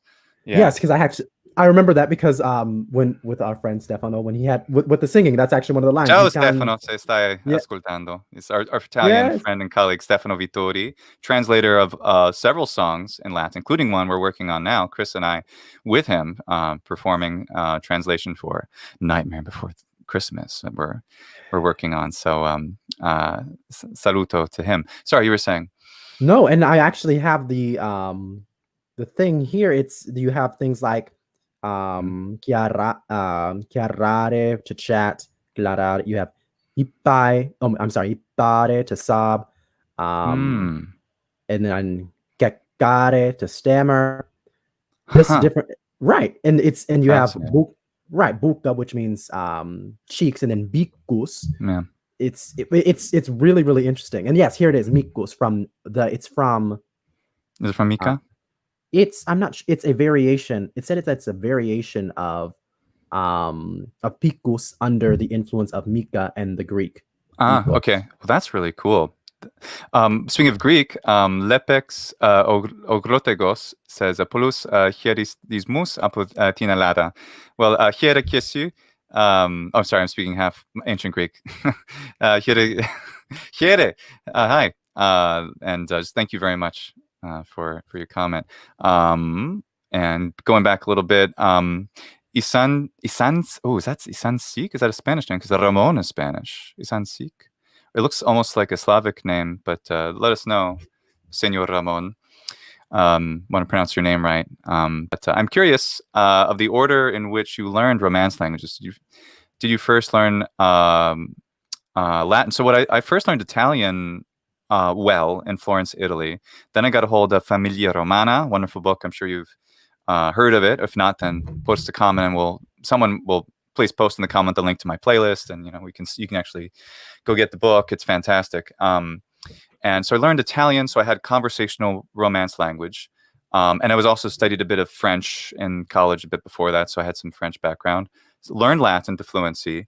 Went back to Italy to study Latin literature, so I had this kind of reinforced Italian-Latin combination for myself. Continued with French. I picked up a Spanish grammar book and I taught myself all the basics, and I have to this day a rather Italian-y Spanish, rather Italian-y Spanish. So everybody knows that about my accent. So I need to learn Spanish, really well. The Destinos program I particularly recommend.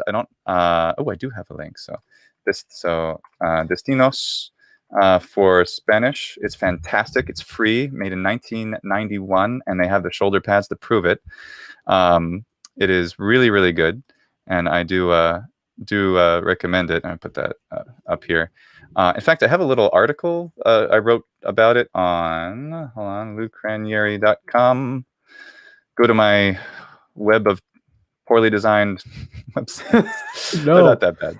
They're okay. They need a lot of work to look like they weren't made 20 years ago. But here is the link for everyone if you want to go check out what I have to say about this fantastic free program. This is how I learned Spanish, and it is really, really good. That's what I wanted to say about that. So we had, help me catch up here, Chris. Did we miss any particularly interesting comments? Some more Greeks, which are cool. Yes. Let me see here. I think that was one of them as far as singing Psalm 150 in Latin. I have not memorized Psalm 150 in Latin, but I do read the language. And thank you, mea soror, Paiga, adest etiam sponsos eius. Salve, Paiga. Oh, wonderful. And Lukofos says, Filia po elada Lucie. Hiere. Hi. Yes. What I just said was that my sister just notified me that she was watching as well as her husband. Oh. Hello. Oh, okay. Yes.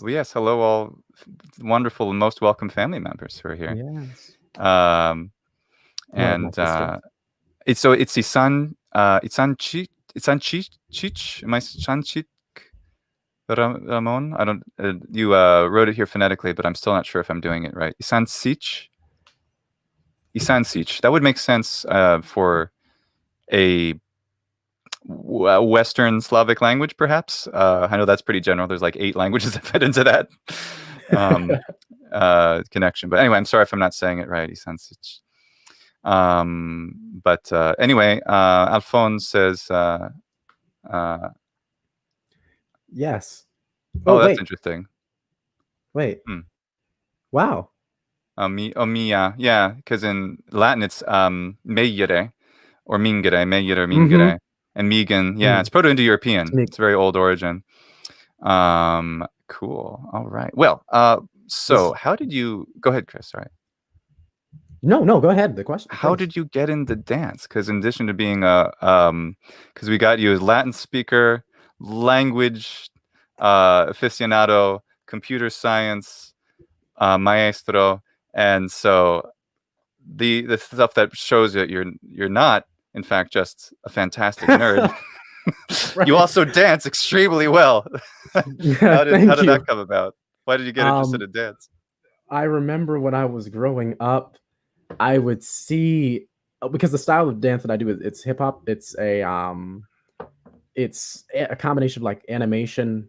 It's animation primarily, and what I remember growing up, and I remember, I don't know, like Cuba Gooding Jr. and just seeing, and like Chris Brown, and seeing different people dance, and I liked their style of dance. Did you dance on your Instagram account? I don't. I have one video where I was dancing at a salsoteca, actually. But I do need to upload. But I have on my my YouTube channel, not my Pernox YouTube channel, but my main YouTube channel, I do have a lot more freestyle videos of me dancing, and I can share a link of at least one of those. And I've been practicing as well. It's just it's an iterative process of, you know, making sure that I get better. But how I got into it, I started to I really like that style, but I would be so nervous dancing in front of people. I remember one time I was with my cousins. I was at their house and they were dancing. All of them were dancing together, and they offered to have me dance as well. And they offered to like turn their head around and to not watch me, and I still refused. And but then one time when I was in, when I was in high school, yes, on my senior prom. Please do. I would love it. What are you responding to? They can't read it. Well, some can. I'm sorry, Melanie, please. Danza folklorica. Yes, folklorica. I would love to learn this because I actually wanted to learn cueca from Chile as well. But like when my senior prom, I decided, you know what, I'm going to dance for the first time in public. And so some people were surprised, actually. Then when I was in university, some other classmates were dancing at a event to sort of like introduce the university. We were all freshmen at the time. And I danced with them. I decided to, and then I noticed that they would go to the gym and they would practice. Over time, I was the one who was just practicing in the gym. I guess they went someplace else, but I just kept doing it. I posted a video on YouTube for the first time, on Facebook, and then I think what I danced to was a song called "Playing Around Before Church Starts" by Where Is Alex.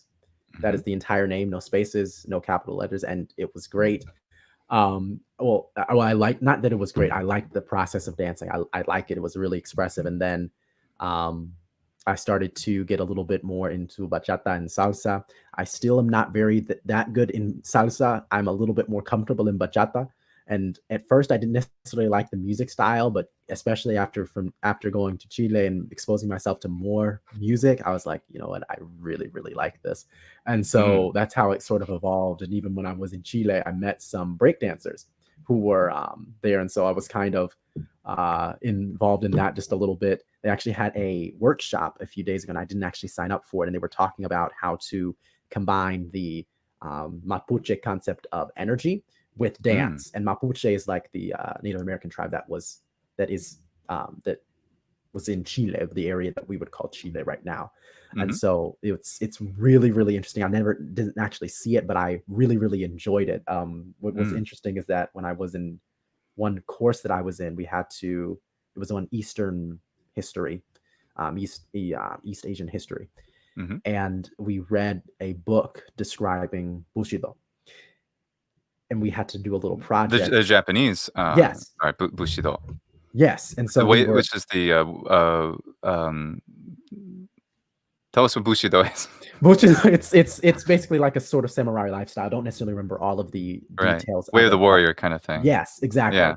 And so we had to figure out, so we had to take a text, some sort of philosophy from the class and see how it applied to our lives. And so I decided to use Bushido, but with dance. And so there was a sort of way of combining it. I remember one aspect of it that I covered in my presentation was I didn't want to necessarily embrace the idea that I could be better than people in dance, because even with competition, I can get a little bit nervous. And so so to me, I felt that it would be a bit more helpful to focus on a sort of level of politeness and mutual respect, and not necessarily trying to show off, because that's actually one of the big, even admittedly, full disclosure, that can be even one of the temptations when it comes to me dancing, is wanting to show off. And I notice almost not necessarily almost immediately, but I notice that it impacts my ability to dance. I become more scared than actually confident, than if I'm just not fully present or worried about how it appears so much. Absolutely. Yeah. And well, that's fantastic. Yeah, I've done like next to nothing. I enjoy dancing. I remember loving Japan because my minimal middle school dance experience was sufficient to put me ahead of almost every Japanese person. I had of course, a girlfriend in Japan, and there was one occasion where there was an opportunity to dance at a military function, and Nice. and she just would not. And I had to really like, come on, let's go on. And like, like in me, I just, awkward, whatever. Nothing in particular. But I just don't care. But man, they are just like absolutely not petrified. And that's actually one thing that's really fun. I appreciated it a lot. The people who even were patient with me, even when I was dance. Yes, integrity, respect, heroism, honor, compassion, sincerity, and do it. Yes, I remember a lot of this, especially when it came to the respect, compassion, the sincerity, actually expressing myself, the story of it. So yes, I yes. And I think what I do appreciate is when there is just sort of a desire to just enjoy sort of yourself in that moment. And it's not necessarily focused on trying to look a certain way or another. And Sebastian, thank you so much. And his Instagram account is amazing. What he does, unbelievable. He takes all kinds of different ancient or old artwork, pottery, like ancient Greek pottery, or like the frescoes from Pompeii, and he cleans them up digitally, so you look like you're seeing them just after they were painted. They're unbelievable. And Sebastian, if you could, I can't remember your Instagram account off the top of my head, but if you write it there, I'll put it up for people to follow you, because it is just truly an art form with such passion to restore these ancient works like you do. And yeah, they're really amazing. Fantastic. Yeah. So, well, what else did I have? I have a list of topics. On with topics. We have, which I'm glad we covered a lot of them. Sweet. So what's next as far as like languages, and you and I are both into Latin and ancient Greek, and what's your next step? Are you gonna concentrate on those more, or another modern language, and how are you going to tackle that? What I'm as far as my projects are concerned, or the next steps, I should say, I am working on a final project. I don't want to necessarily make any promise. It's still in its early stages, and I am working on it, where I'm wanting to translate different songs. It's actually one of the primary ways that I practiced Latin at the beginning, was I would translate songs that I really liked into Latin. And that's what one of my final projects for university is going to be. I'll be translating those and then putting those out, and I'll see how it works. incorporated different songs from both that are written originally in English and also in Spanish. I've translated both of those. I've translated them in ways that sort of allow me to both render the language render the original song in Latin, but then also sort of explore the different reasons why I originally liked the song. So I'm not just translating the song. I'm wanting to incorporate into the translation the things that song reminds me of. So for some people, like I have a YouTube account, Pernox, and I did a cover of Havana that I had translated into which you can find on Chris's YouTube channel. Search for Pernox Latin. Yes. And I'll put at least the link to the channel itself. Hey, you just passed 100 subscribers, so I think you can get a unique URL finally instead of this long, terrible thing. But all of you in the chat, if you click on the chat, you can go directly to it. Or if you search for Pernox, looks like Pernox, Pernox in Latin, and you can find his where he has 2 renditions of Havana, and also he responded to the push-up number challenge.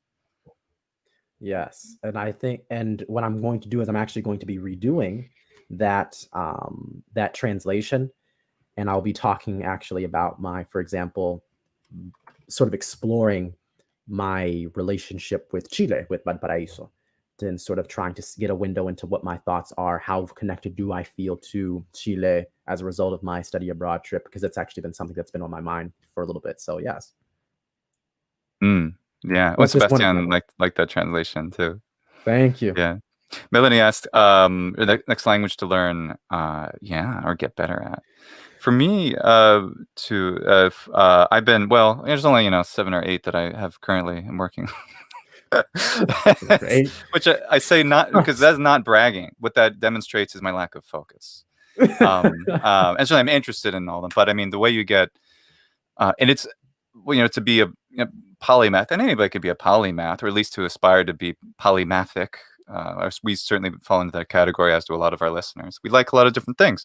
Right. We're not just, we're not just Latin speakers or computer scientists. We do different things, and we enjoy them a lot. So, for me, Aleph with Beth, which is on YouTube, and Aleph with Beth. Beth and her husband Avraham, they are amazing because they've learned biblical Hebrew to fluency, and they teach it in comprehensible input manner. They're youtube.com/Aleph with Beth, and I've was considering starting some months ago, about 8 or so months ago, a program for YouTube where I was going to kind of teach in a comprehensible input way based on French in Action, which you should also all go and do. French in Action. Oh yeah, I have an article about that as well on my webpage. On my website, let me open up lucranieri.com and get that up for people to look at if they're interested. So French in Action is amazing because it's comprehensible input French. That is, you learn French just like the Destino Spanish. In fact, it's from the same Annenberg company, where it was on like PBS and stuff like that. And each one of them both have 52 episodes, 30 minutes each, all in Spanish, all in French, respectively. And where is this? Here's the French one. So this is how to become fluent in French. Let's see, put up that link there. So that's where I talk about it and have the link to it. But you can also Google it and go right to it. You don't have to go to my article on. But yeah, French in Action is absolutely amazing, and it's and then that's what inspired. Then I was going to, and then I got really busy, and then I had to move across the country, and then I was at the same time saw Aleph with Beth start, and Aleph with Beth. I've started finally getting the time to actually watch these and start learning Hebrew with them. Oh, they're amazing, and I learned so much from them from my own videos where I'm doing comprehensible input in Latin on Scorpio Martianus, and they're so great. They're so animated. They're so professional. Their sound quality and video quality. So yeah, I mean, it makes the whole experience fun and entertaining. So even if you really just had never were interested in biblical Hebrew before, you will be, because they're just that interesting. And the whole comprehensible input concept is inherently stimulating. It makes you fall in love with the language, I think, because you get so Yeah, you get, because if you get to be in a foreign country, and as long as you're not overwhelmed with, you know, people yelling at you, or suddenly you're in a foreign country, don't know the language, and you're in the police station, that's no fun, right? That's terrible. But if you're in an environment where you get to be guided through it, and in a way where it's graded and you go step by step, it can be some of the most fun to be immersed like that, because then you you don't you just feel such enjoyment. So even if you've never cared about a particular language, if it's French or Spanish or Hebrew, in these comprehensible input examples I happen to share today, you will end up just finding it fantastic. Now people are writing to me in Hebrew, but I'm very elementary in Hebrew. What did you say? Aleph, Beth, Bethit? Am I reading that right? Hold on. And then Yafe, is that Yafe? Marcelo? I don't speak. I don't know Hebrew. I started. It seemed like 3 episodes, but they're amazing. They're really, really good. Of Aleph with Beth. So that's my next project. I want to finish those. I'm really interested in learning Arabic as well. Modern Standard Arabic. Go ahead. What do you got? No, that's actually a friend of mine who speaks Latin. She wanted me to learn Urdu, and that's actually what I think the next one I want. And then also after that, Malagasy, because I have some ancestry from Madagascar, and so really fantastic. Yeah. And I don't know anything about that language. What's Madagascar? It's called Madagascar. Malagasy.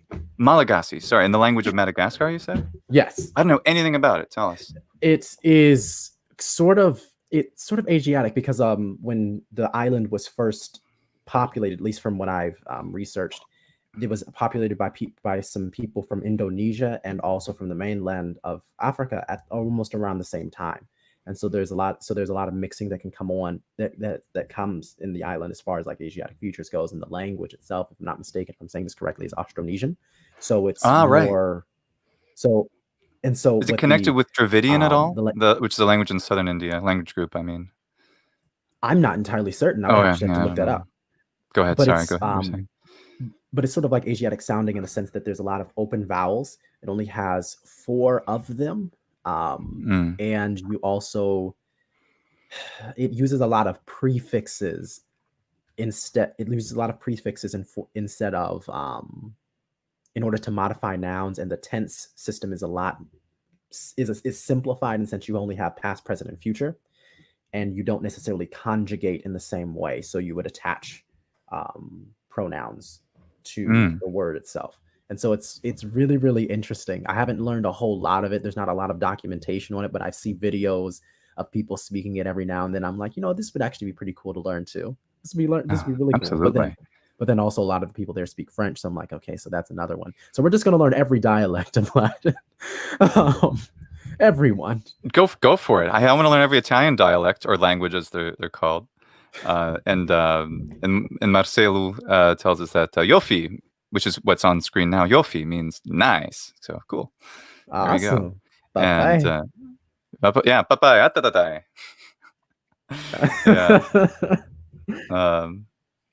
Yeah. Wow, that would be great. Yeah, I want to learn every language. And that's the sad thing. There's literally, like, even if you had every possible opportunity, everything open for you, it just, you could never get there. But it's fun to aspire to. And what does knowing a language really even mean? Yes, and that is one of the biggest things. What is for you? What's your definition? Knowing a language is knowing a language. You studied ancient Greek, and you can converse in some ancient Greek. I know, because I hear you every week.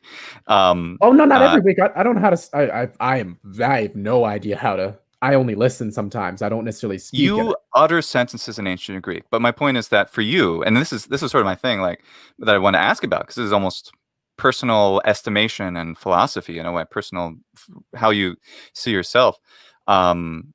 You have studied some ancient Greek, for example, but you don't list that.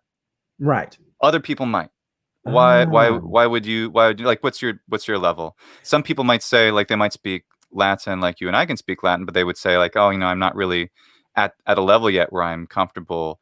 Or maybe they would have a level far below us and say Spanish and say they know Spanish. And so what is there a determination there for you personally, or how should people determine it?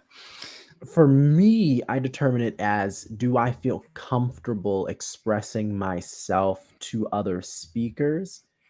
Native or foreign? Native.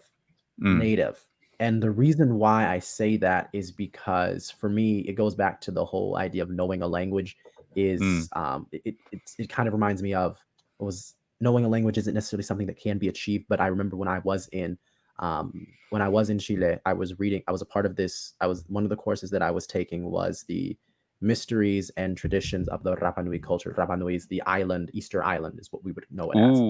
Yes. And so there was actually an article that I was reading about how there is a shift of the people of Rapa Nui who are speaking Spanish now. And this is something that has been going on in like the 20th century because it was prohibited for them to speak their language. And so for a long period of time, there was sort of like this syncretic speech pattern that was going on. Syncretic speech basically means they were sort of mixing the language.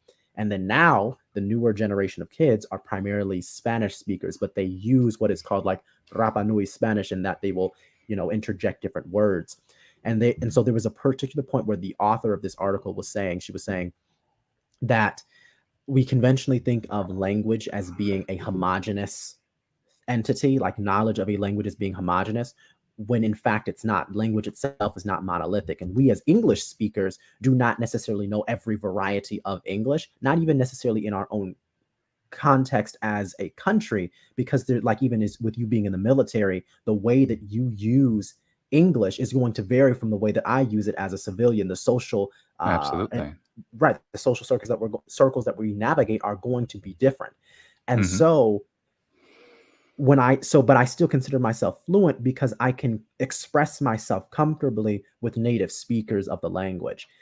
And I think that if that is what it means that I can hold a conversation in the language about something that's emotionally salient to me. So with Spanish, I feel like I can do that a little bit more, a lot better. So I would say I'm comfortable saying that I know Spanish. With Latin, I'm approaching that point, but I don't think I'm totally there yet. And so that's actually something I'm going to be doing. That's actually one of the purposes of this project. A lot of the songs that I'm going to be translating, the things that they're hearkening back to are very personal things for me.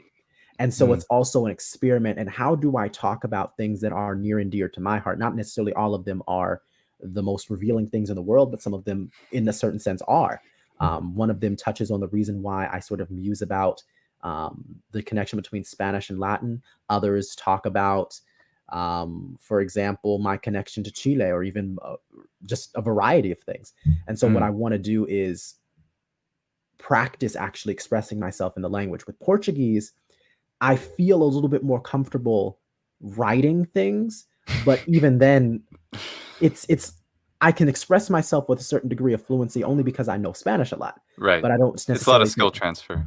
Yeah. And as we saw when I got to be on Norbert's Fantastic Ecolinguist channel, and the people who saw me speaking Latin to an Italian and a Brazilian and a Mexican who do not know Latin, except, they speak their own native languages. Now, not only can the three of them communicate with one another, even though they've minimally studied the respective Spanish, Italian, and Portuguese languages, they speak just in their native language. Well, that demonstrates that, hey, what we define with distinct barriers as these national and multinational languages, Italian, Spanish, Portuguese, maybe they're not quite so. If you can have, because mutual intelligibility is often what people say, oh, that's what defines a language. And that's kind of what you're saying too. If I can express myself, between mutually myself and this other person whose native language I'm trying to speak, we've reached mutual intelligibility. Thus, I know the language. Yeah, conversational fluency. That's how I would put it too. And then if you see these people who they don't really know each other's languages, they kind of do, but not like, and they didn't know Latin, and yet they can understand it. So is it all? No one would call them the same language, but maybe the definition, which is vague, inherently vague, what a language is supposed to be, is because if it's mutual intelligibility, well, maybe it's not. Because then if you have other things that are considered languages that are highly mutually intelligible to the point of obviously being the same language, like Swedish, Norwegian, and Danish, or Croatian and Serbian and so forth, Urdu and Hindi, and what's important there, and then for anyone listening who speaks those languages and is angry either way or the other, I apologize, because I'm not trying to diminish or overemphasize something that ought not to be emphasized as far as differences go, because I don't know, because it's they say a language is a dialect with a navy or an army, and that's a big deal, like, because when you have languages which are clearly they're no more different than British and American English, which everyone in the world will say, yeah, that's the same language.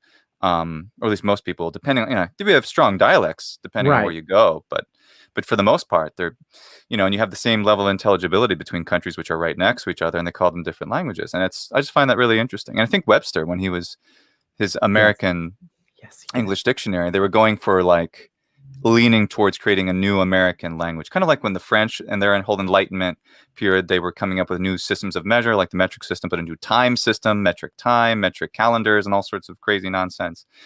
Some of which was worth adopting, like the metric system, and others which were not, obviously. Yeah, that's exactly because a lot of it has more to do with a person's perception of themselves, and this is where we get into the whole thing of like when it comes to even with interacting with native speakers and what is correct. This sort of overlaps a little bit with what is considered correct. So when we're talking about how do you speak a language, you're also talking about how do you use correct things in a language, and depending on where you are, like this is something that you'll get involved with in different countries.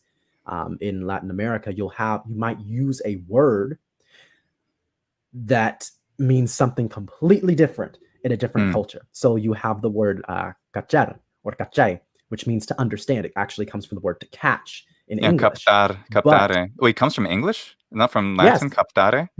Cachare. Cachar, this means it comes from the word catch. Oh, because catch is ultimately from Latin too, from captare, from capere. Well, then it always works. But then it's that word, which means to understand in Chilean Spanish, means something completely different in Peru. And I made that mistake earlier with a friend of mine who was from Peru. What does cachar mean in Puerto Rican Spanish? I have no idea. But in Peru, it means futuere. Oh my! Well, look at that. But no, and that's that's a Latin profane word, by the way. You'll have to look it up. Yes. But there's also, that's fascinating. But when it comes to what was that point of? Oh, geez. Oh, when I was reading that article on one of the things that I'm doing for one of my translations it's called Strategic Bivalent Spanish. And one part of this is actually a strategy that was used by people like Sor Juana Inés de la Cruz, bilingual poems, for example. They would mix Latin and Spanish. But they would do it with other languages too, Portuguese and Latin, Italian and Latin, even between Italian and French, so that you would be speaking the same language both languages at the same time. And this was developed particularly in Spain during the 15th and 16th centuries. And it was almost as a way of sort of legitimizing Spanish's connection to Latin as sort of like the proper heir of the Roman Empire as opposed to Italy. But the interesting thing about this is that this was the way that people tried to, in their erudite circles, prove that Spanish did come from Latin. But a lot of people did not like this. You mean it's not from Punic? It's not from Carthaginian language? No. I'm kidding, because have you heard of this? This profesora in Spain who has... You heard? Yeah, I would love... I started to watch the video and it was like, I wanted to hear. I couldn't get through the first 10 minutes.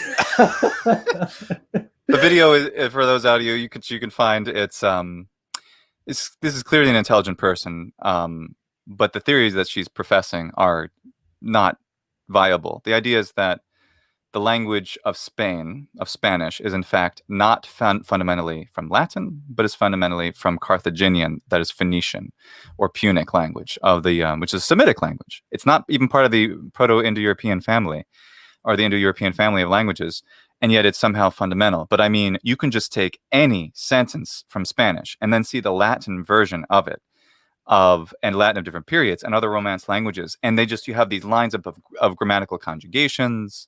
So it's hunting for things that are barely there. It is fascinating. Actually, what's more interesting is how little substrate of Visigothic or other, what else was there? Punic. There was even some Greek colonies in Spain, but almost none of that survived into standard modern Spanish. No doubt there was some influence, but it's crazy. It kind of blows my mind how little there is, and yet. I thought of another example, because people assume like, well, you have a mixing of cultures, intermarriage and all those things. And genetic evidence also demonstrates that obviously all of Europe isn't genetically Italian. It's mixed with all kinds of things because there were people who existed in Iberia, for example, before the Italian Romans got there to conquer them. And yet there's almost nothing of the languages that came before. There are isolated pockets like Basque, but the Basque region was, of course, the only place the Romans didn't actually bother conquering, because in the mountains, they're like, I don't want to go up there. You know, we have the Alps. It's fine. It's like, that's just too much. They're like, we want the coffee break. I'm sorry, Italians out there.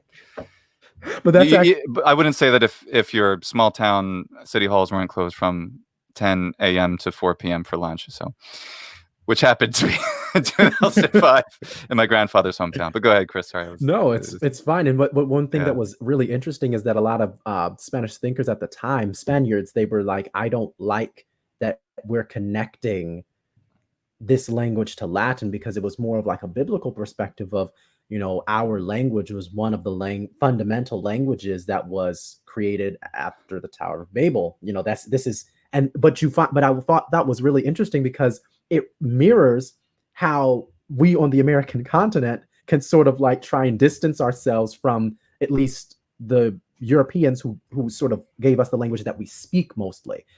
And I thought that was really interesting that you see that with Spain regarding Latin, which ultimately is the parent language. And so there was this brief point where it was talking, and I think that you covered this in a video, about how the ecclesiastical pronunciation of Latin and the classical pronunciation, restored classical pronunciation of Latin occurred, is that the relationship between Spanish and Latin is more of like a spectrum, and it's really just sort of a continuation of the same Latin tradition. It's just that our cultural perspective of where the break actually is what creates this sort of this idea of a definitive boundary line. And this is where you get this idea, this is where you get this interesting pattern where you'll have people who speak Spanish, and this is something that but sort of fascinated me. They speak Spanish. They should be able to know the relationship, recognize Latin, their connection with the Latin They see the differences language more profoundly. Right. Some of them. Others are, depends. Right. Well, and so it's like sometimes you'll feel people who are like, oh, this is old, or it's scary, but it's the same perception. There's that idea of being culturally distanced from that parent language. It's not seen as being the same thing. Right. Well, and I was thinking too, because there are similar theories about Romanian being fundamentally not a Romance language. But I mean, you just can't, you find all these origins. And some of the theories are like, there's another Proto-Indo-European language there, Thracian or Dacian, or Thraco-Dacian, which is actually the substrate, not just the substrate, but the fundamental language, and then Latin just kind of added to it, in the same way that we understand English to be a Germanic language, despite the huge amount of Latin. But if you look at the grammar of how the conjugations work, and you can see that they clearly are evolved from Latin in the exact, almost like you have these exact same things happening in Italian as happened in Romanian, which suggests either were doing the same thing at the same time when they were during the Roman Empire. Those Italians who came to settle in Dacia, or wherever they came from, which was mostly Dacia, or mostly Italy, potentially. Or the connections are irrefutable. You find a couple words here and there. You can tease yourself into it. So, and I think it's something that's worth looking into. How many substrate words do exist? However, it's because if you look at true Creoles, like French Creole or wherever you find these fantastic Creoles, these true mixes of languages, and I believe the definition between Pidgin and a Creole, and if Rafael Torrigiano were here, he'd help me out. But a Pidgin is where you get two groups of people who are together who have to kind of try to figure out each other's language, and it's this bizarre lingua franca mix. But then if you have children who then start speaking the Pidgin, that becomes a Creole, becomes a native language at that point. I think that's something like that. Now that I say it sounds totally wrong to me. Someone look it up and tell me, because I don't remember. But anyway, it's very interesting. So those are true mixes, right? And those happen. Right. Like Old English and Old Norse merging in England to create Middle English, or the foundation of Middle English, plus Norman French on top of it, changing the grammar and everything. But so you expect, seeing those things, the Romans must also have mixed with people in, say, Iberia or Dacia to the point where there's no way this could be mostly or Latin foundation. But then I was thinking about, because you mentioned the Americas, how much of the languages of people who were here before, using the technical Latin term Aboriginal, otherwise called sometimes Native American or American Indian if it's in the United States, or Amerindian, these various terms for the groups of people with their hundreds of different languages. How can surely those languages must survive into American English or to Canadian English or Canadian French or to in the Spanish or Portuguese of the Americas. But to my knowledge, not only does American English have very few terms, if they're not geographical, like Mississippi or Ohio or whatever geographical term, but almost nothing grammatically, and also almost nothing, very few vocabulary terms. And what about Spanish? I just don't remember what. I know there's much more there than in English. I think Can you think of anything? I can't think of anything off the top of my, or probably chocolate. Chocolate. Chocolate is actually one word, but but other than that, I know that in Mexico there's probably a lot more Nahuatl, but I think Melanie could probably confirm that a bit more, speak to that maybe a bit better than I could. But yes, that does happen. It's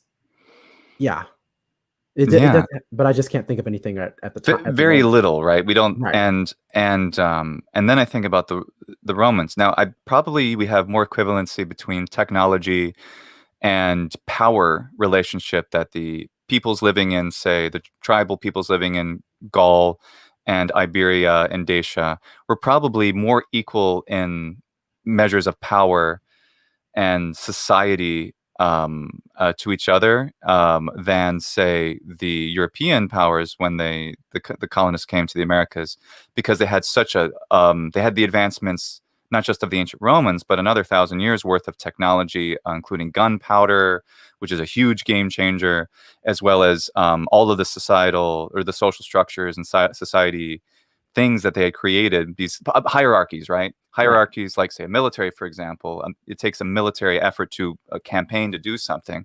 And obviously you have conquistadores in the Americas. You have American colonization, United States American colonization, the British colonies. And so anyway, and the French, they all have, I think that relationship dynamic is even greater than there was for compared to the Aboriginal peoples of the Americas and these European colonists. And thus, the languages that were spoken by European colonists are so completely dominant, carrying like legal structures and power systems that those Aboriginal languages have had very little influence. And then comparing that to ancient Rome, which we know was the only game in town, if you will, at least in the area. There was ancient Egypt and Greece, but they were so well organized compared to everyone else. And to good or ill, obviously the Romans, as well as colonists, wherever we can calculate their evils and sins with all kinds of horrifying statistics. I'm not trying to justify these acts, but I'm just trying to, like, linguistically, why on earth would American English have nothing? And I get from Aboriginal languages, and that would seem to be because of power and influence. And thus comparing that to Romanian, why does Romanian and Spanish, where they have almost nothing of these languages, and yet there's so much Germanic in French and Italian, yet because Germanic peoples, tribes, took over after the Roman Empire fell. I'm done. Sorry. You want to No, that's actually one thing that I was even a point earlier, is that one of the testaments, because sometimes it's very difficult to, or for me, it would be difficult to conceptualize the power of the Roman Empire. And then one thing that came to my mind maybe like a year or two ago is, like, if you consider just how mutually intelligible all of these Romance languages are 2,000 years after the fall of the empire, that gives you a good picture of how dominant this people group was, and how effective, again, like, to use your term, to good or for ill, it was it was still a very, you can imagine just how tight that control was. And it's something that is, I guess, to use sort of like the more classical sense of this word, terribilis, terrible, in the sense of being both awe-inspiring, but then also scary. Absolutely. Yeah, terrifying. Absolutely. Yeah, and Tiberiu Salve, by the way, he asked if you had a channel. Yes, search for Pernox Latin. He hasn't doesn't have enough subscribers yet, so in order to make a personalized URL, you did. I do. I sent it on the there's this private chat. If you, What? I just made it. I claimed it. Oh, you did while we're talking? Oh man. Yes, Hold on. I am multitasking. Well, we are some polymathic multitaskers. We're polytaskers. That's what we are. There we go. There we go. Okay, let me amend that right here. Okay, and share that to our chat so people can subscribe to you immediately, which would be fantastic. Good. Yeah, that's great. Thanks everybody for subscribing to Chris, because then you'll make more stuff, which we want. Go ahead, Chris. What do you? Yes, I just want to say, I just want to be careful. Let me see here, because I think I accidentally didn't change it. Wait, did I? Oh, wait, it does work. Okay, never mind then. That's correct. All right. Okay. Good. Well, I mean, if the computer programmer hadn't done it right, then I would have been concerned, just a little bit concerned. But you did without it. But yes. And you holding a difficult conversation about power struggles, linguistic evolution, and Creoles all at the same time. So, and dance. Yeah. This is the cross that I bear. No, but I really do enjoy this process. And then also, even when it comes to that computer stuff, the most recent discovery that I was making as far as computer terms is for the nerds who might be watching this and who might know anything about class structures. Are you familiar with this, Luke? Well, which thing? Class? What about class structures? A class in I've made a huge jump. Forgive me. Quantum leap, man. Let's do it. Yes. The quantum computing. Exactly. Someone brought it up. So now this is how it's going full circle. When it comes to like class structures, one of the things is with programming, you have like a list of instructions, and then you have like these big objects. And so this one thing that I was fascinating was like figuring out how to actually do that. But I can revisit that later. When it comes to these power structures, that's one of the things that I've noticed even when it comes to even the comment sections for some of these videos. And it's sometimes something that I almost anticipate encountering even as I progress into Latin. There's this idea of how do you reconcile the idea of learning the language of an empire, because we can't necessarily take away the implications of empire, and then we're learning the language of it. And one of the reasons why it's even important for us to learn, or why we value it, is partially because of the influence of that empire. And I know that we've discussed this as well. Utterly. Oh yeah. Yeah, you and I talked about this. Go ahead. Oh yeah. And that's one of the sort of the concepts about the quirites that I kind of like. And when I think that I'm grateful about when I learn Latin is that a lot of the phrases that are sort of wrapped up in the cultural I don't know, wardrobe of like all this pomp and circumstance that revolves around like Latin and Latin expression. When you actually know the language, it's very, very normal. I remember when I was first learning, when we first actually met, close to those early days, you were telling me that, like when it comes to Latin poetry, a lot of people think that it's very grandiose, but it's very, very simple, very conversational. And I've noticed that even reading it myself. And so that's one thing that I have noticed about a lot of the superiority complex that might be assumed that you adopt when it comes to Latin. It's not necessary, because you start to realize a lot of this is just very conversational, very simple, straightforward stuff. But even then, like talk about even like this whole quirites thing. I know you've been pushing it. Yeah, no, I've seen people use it. I'm grateful for it. I do too. Yeah, well, and then I'll give a quick thing on that. Of course, I put it up here just because it's sort of because we the term of us Latin speakers, and let's extend it to ancient Greek speakers too, because I think that's just Lorenzo Valla, or Laurentius Valla, of the Renaissance humanist, Italian humanist, and he has really interesting books. And when one of the exordia, what's exordium in English? Introductions to one of his books, he talks about the pleasure of speaking English less on any given day than Latin, as you start to forget your English. It's really fun. And people were asking too in the chats, like, what's your best language is English, but followed by Latin. Actually, my Latin has definitely gotten more comfortable than my Italian, because I don't use Italian nearly that much, but I use Latin as much as I can. So, which is a fun thing, and it just happens when you spend years on it, just trying to speak in it, and getting to teach really cool, intelligent people who already speak Latin. It's like, oh wow, this is great. So you get to really have fun with it. But in his exordium to one of his books, Lorenzo Valla talks about the what he calls quirites, or any people who can speak Latin, and why. And that name really hit it for me, because that's in Livy. Livy talks about the origin of the name quirites, whereupon, and I have this video on Scorpio Martianus, if you haven't seen it. It's I have it pinned for returning visitors, and the Roman history and the actual Roman history and legend and myth are all filled with horrible acts, from Aeneas abandoning Dido to go found, the civilization of Italy, and to Romulus, the rape of the Sabines, all the way through everything.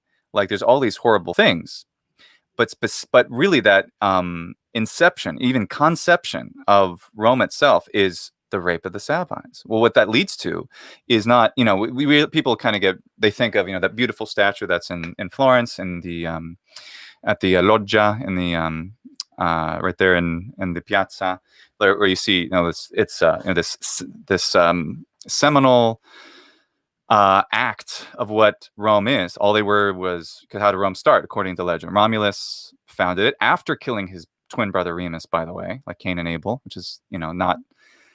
I don't think God looked too fondly on that. If I remember reading Genesis, right? That wasn't a good. So, and then the Romans are retelling a very similar story. Well, what does Romulus do after that? He needs people to occupy a city. So he grants asylum to every criminal, every worst possible person in Italy, or in the vicinity of Latium for sure. And those are the people who inhabit the new city of Rome. And then they try to build their civilization. And it's like, Rome needs women. What do we do? And so they end up convincing the neighboring city is Cures, and the Sabines live in Cures.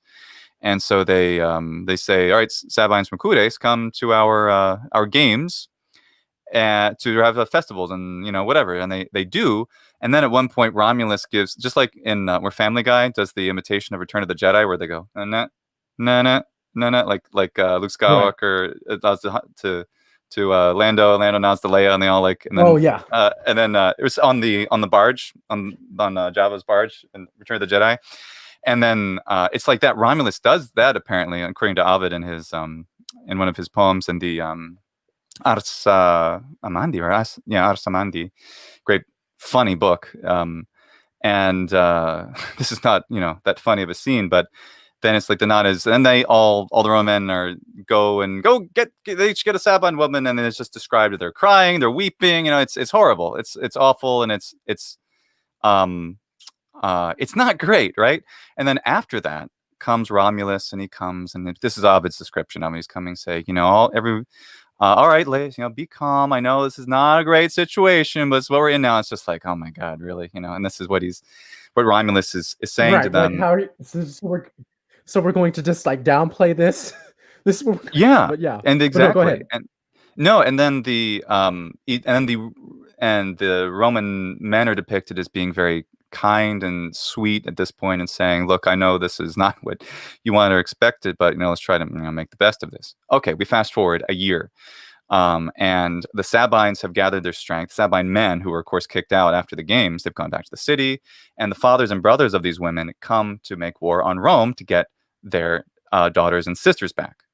And then they're about to clash. There's this beautiful painting, which I might be able to find too, actually. Sabine war painting. Oh, good. Thank you, internet. God, do I love the internet. And this, let's see if I can get a good sized image of it. Oh, look at that. Gosh, the internet is fantastic. Okay. So let me share my screen here. Application window, share this one. Okay, let's see how this appears. All right, that's not too bad. So this painting, which we see here. Why can I not remember the painter? I apologize. Someone tell me the painter's name. So what happens then is, as the Sabines on the right, the Romans on the left, the Sabines are about to all start killing each other. But then the Sabine women intercede. They run in between the two lines of troops, and they hold up their babies. You see this, you know, she's brightly illuminated here. This figure in the middle, you know, Sabine man over here, Roman over here. And the little babies and children, the newborns and everyone who have been part of this, they stand in the middle and say, do not do this. Father, brother, husband, don't do this, because we're now linked, brother and father. These are your sons-in-law now. This is your son-in-law and husband. This is your father-in-law and brother-in-law. We can't do this. It's already basically in a way, it's too late, is what the message is here. And it's you know, so it's out of what happens is that it's kind of a power of the divine feminine, I think, is what's meant to be understood here. I'm not, you know, I don't sufficiently well educated in the artwork to understand, but I take the message of, here we have, because Venus is not only the goddess of love, but the symbol of peace, as opposed to Mars, who's an agent of chaos in kind of a primordial way, right? So instead of chaos and death, taking and accepting what happened in the past, which can't be changed, and turning it into something amazingly good, which was an alliance. From there, the Romans and the Sabines decide, okay, we're not going to do this. We're not going to go to war. We'll make an alliance. Does that justify what the Romans did? I don't think it does. It's just a way of saying we can't undo the past, unless, of course, you have an infinity gauntlet, in which case you can. That'd be the only way to do it. So then what happens is the Romans and the Sabines create one nation. They decide to move the capital to Rome, and now they're going to be all Romani at this point. But they decide, let's, even though because maybe Rome was the more powerful city at this point, let's just assume, and that's why they decided to move the capital there. But wait a minute, Sabines who live in Cures, we're called Romani and you're called Quirites. Let's just all be Quirites. We'll all be Romani, we'll all be Quirites. So Romani becomes the more Mars-like, chaos, warlike name of the Romans, the Romani, the ancient Romans as we think of them, whereas Quirites is what meant public citizens or even private citizens, people who aren't out there making war, but internal to the Roman kingdom. Then the Republic and the Empire was Quirites, used by Cicero. You've seen his speeches. It just means Romans, Quirites. But it means Romans at peace instead of Romans at war. And so out of that inherently wicked and evil act, people make the best of it, and they decide to not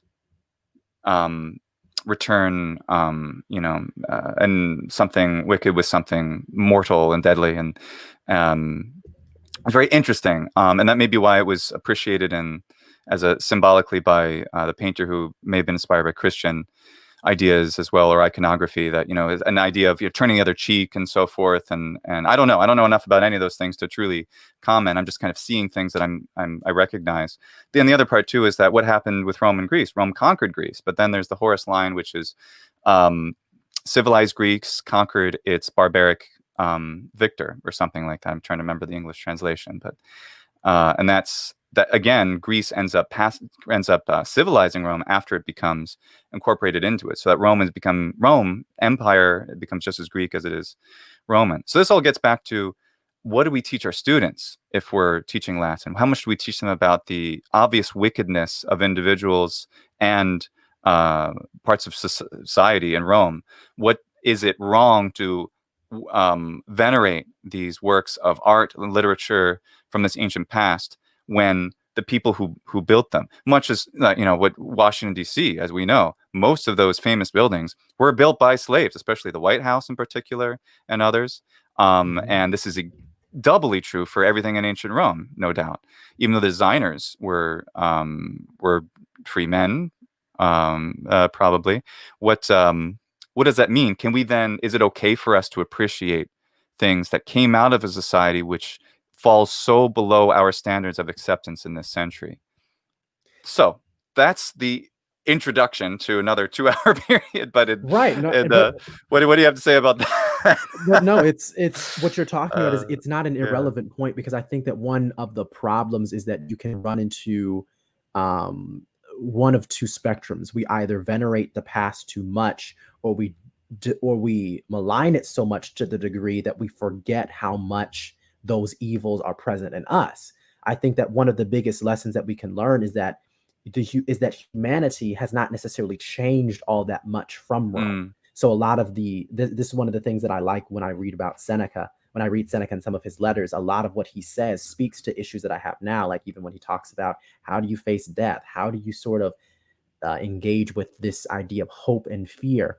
And so when we talk about learning the ancient language of Latin, when we address that question, it's not irrelevant to think about the discussion of power. But I think that, especially for people who want to study the language, you begin to understand those power dynamics themselves in a lot more color when you're actually studying them in the language, because you're forced to actually embrace that mindset in order to understand what the implications of all of these words are within all of these forms of literature. So in a way, it's not something that you should shy away from. It is something that you have to directly address and then put in contrast with our modern mores. But even then, we take it a step further and understand that the Romans are not like devil children in the sense that we are angelic, because in as much as culture and language is not homogenous, neither is ours. And so we talk about modern mores as if we have somehow left behind the evils of the past, and these things keep cropping up. And so there's a certain level of almost humility that comes into play. And I think this is even something that even the pandemic teaches us, because I mean, how many times has this been compared to the plague? But I think that therein lies something that's fundamental that we have to understand. When we think about, because I remember when I would think about the plague when I was younger, it's like, wow, they were so unsanitary, and I'm so glad I live in the 21st century. But there's a certain level of arrogance that comes with that as well, that humans have somehow reached this, I guess, terminal velocity, so to speak, in our evolution, where we are the best, we are the ultimate, we are the farthest and the best that will be. And that's what every modern age has believed itself to be, only to be proved wrong by the next.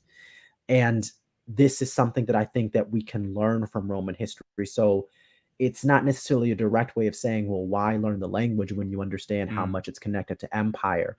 But I think that's precisely the point. Are Spanish and English any less connected to such imperial things, where not just assuming, of course, the inherent negatives of empires and not their positives.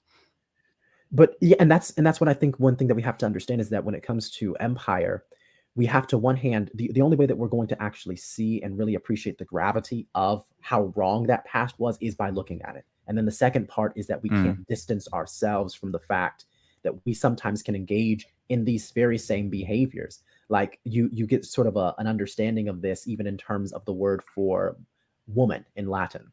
And this is sometimes femina or mulier.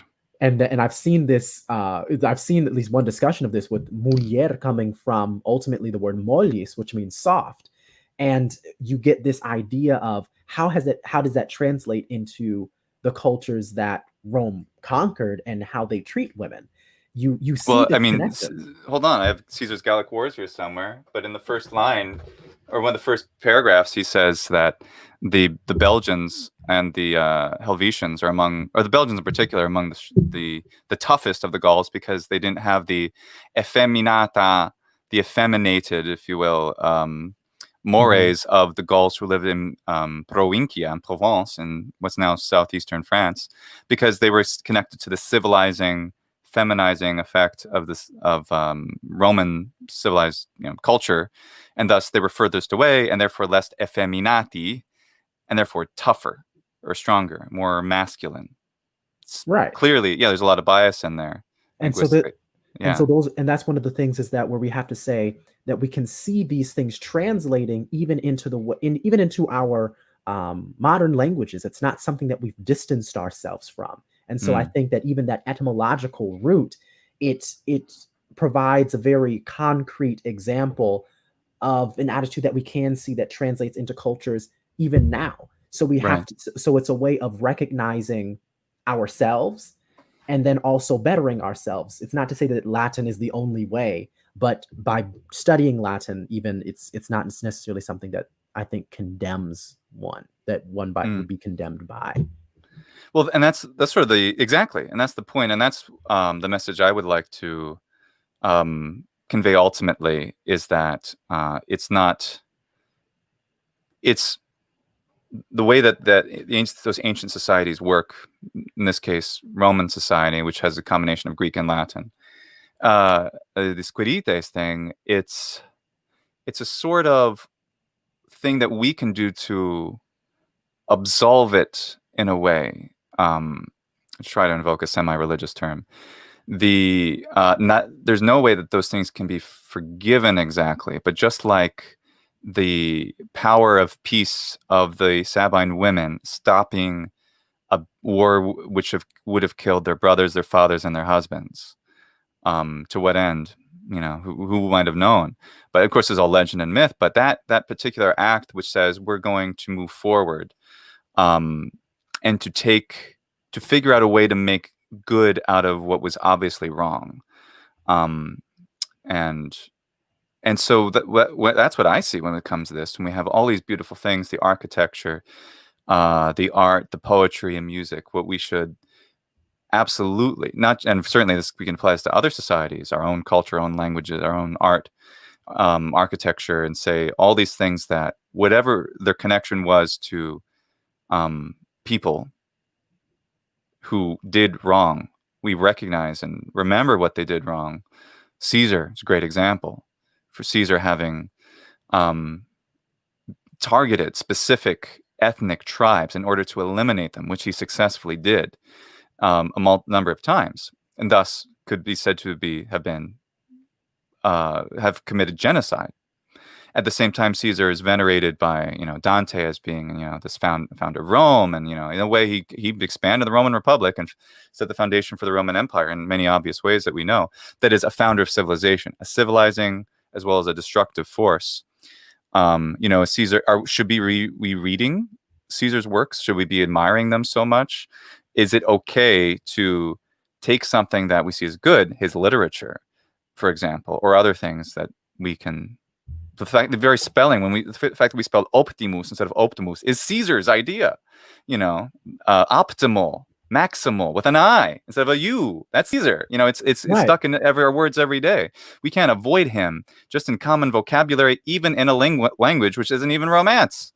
It's a Germanic language. So it's unavoidable. And so I think maybe there's a desire to go back. It's the opposite of revisionist. It's in a way, it's like to go back into these details of the history of Rome and to say that it was an individual who clearly did the wrong thing. I guess Caesar is again a great example. No, some people are out there who don't want to teach anything about Caesar because, he was a genocidal maniac. And you put the numbers against him, and then you find it's hard to defend how Caesar was doing certain things in our modern perspective. Is our modern morality indeed superior, which is what you're asking? We always think we're at the pinnacle of society now. And I'm not saying that our modern morals aren't worth maintaining. I think they are. They're worth reevaluating, philosophizing on, investigating, to lead to a better society, a better life for all people. I think that's what you see the ancients, and that's ultimately what we get when we read ancient Greek and Latin. Is we read Seneca, we read Aristotle and Plato, among Epicurus, all these wonderful, amazing people, Cicero, who are talking about these things, and they were, like you were just saying, Chris, they were not that different from us. Their society very similar and very alien, but ultimately they were human beings, and that teaches us how people can interact with each other, how they can deal with morality, how they might ignore their conscience, and what are we doing in that way, and we can reflect on it. And that's because it goes back not even just that our morality isn't necessarily superior, but even by our own moral standards, sometimes we fail. And as much as we condemn the past, we end up stumbling in the same ways, falling, crashing, burning, and hurting people. And this is something that, and it's something that I think makes the study of Romance languages and even Latin very, very human to me, because it goes beyond, because when you can set aside even the temptation to view it as the performative act of, oh yes, I can soliloquize in Latin, you start to see very human things. When you see like just even simple things like the memorials for dogs, for pets. You can those are hear that in a heartbreaking. Everybody Google and you can was not graveyard inscriptions. if you want to cry. Sepulchralia, epigrammata. What is that in English? The inscriptions on gravestones for pets, dogs especially, from Rome and Greece. Oh my gosh! And they're in meter, they're in verse, and they're like, and for my little puppy who used to sit in my lap and would always loyal to me and was always good, was never bad, and I lay you to rest. It's like, oh my God, this was 2,000 years ago. How human were they? So human. And then like a cousin, I remember like when I was trying to, because write in Latin, I normally defer to Roman cursive. And so when I was looking this up, I found like a font page and was talking about it. Used a reference for like a cousin, a woman who was inviting her cousin to a birthday party. So all of these very human things. And so that's what you start to see. It's more than just the performance. You see humanity in its full breadth. And that's when and it's just a different avenue of accessing it. So that's what I can say on that. And beautifully said. Yeah. Well, let's wrap it up there with this final comment from Lord Skywalker. Per me è incredibile che tu possa parlare latino. Yeah, it's incredible that we can speak Latin. Yeah, you can too. My Scorpio Martianus page has a lot that helps you teach yourself and learn Latin. So yeah, youtube.com/Scorpio Martianus, which I'll just put up there. youtube.com/Scorpio Martianus, which all of you can check out. And thank you everybody for your comments. I read a lot of them while you were talking. I'm so glad you're all having a good time chatting with each other and with us. If you have more questions or comments that we didn't get to today, then please go ahead, write them. This live chat will be preserved, but write them as like separate comments, like later, a few hours when this gets to be a published video, or in the actual comments section, or if you put them in later, and then we'd love to answer them. So, and here, by the way, is Chris's YouTube channel, Pernox, an adverb, which means what? Through the night. And through the night. And the reason and you made it a noun. I love it. Yes, I did. A name.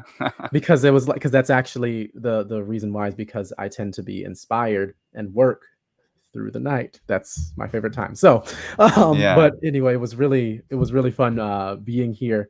Maybe we'll do this again. It was great. We got to talk about Roman cursive. This is fascinating for me, and I hope it was interesting for everyone to get to chat with us. And thank you so much.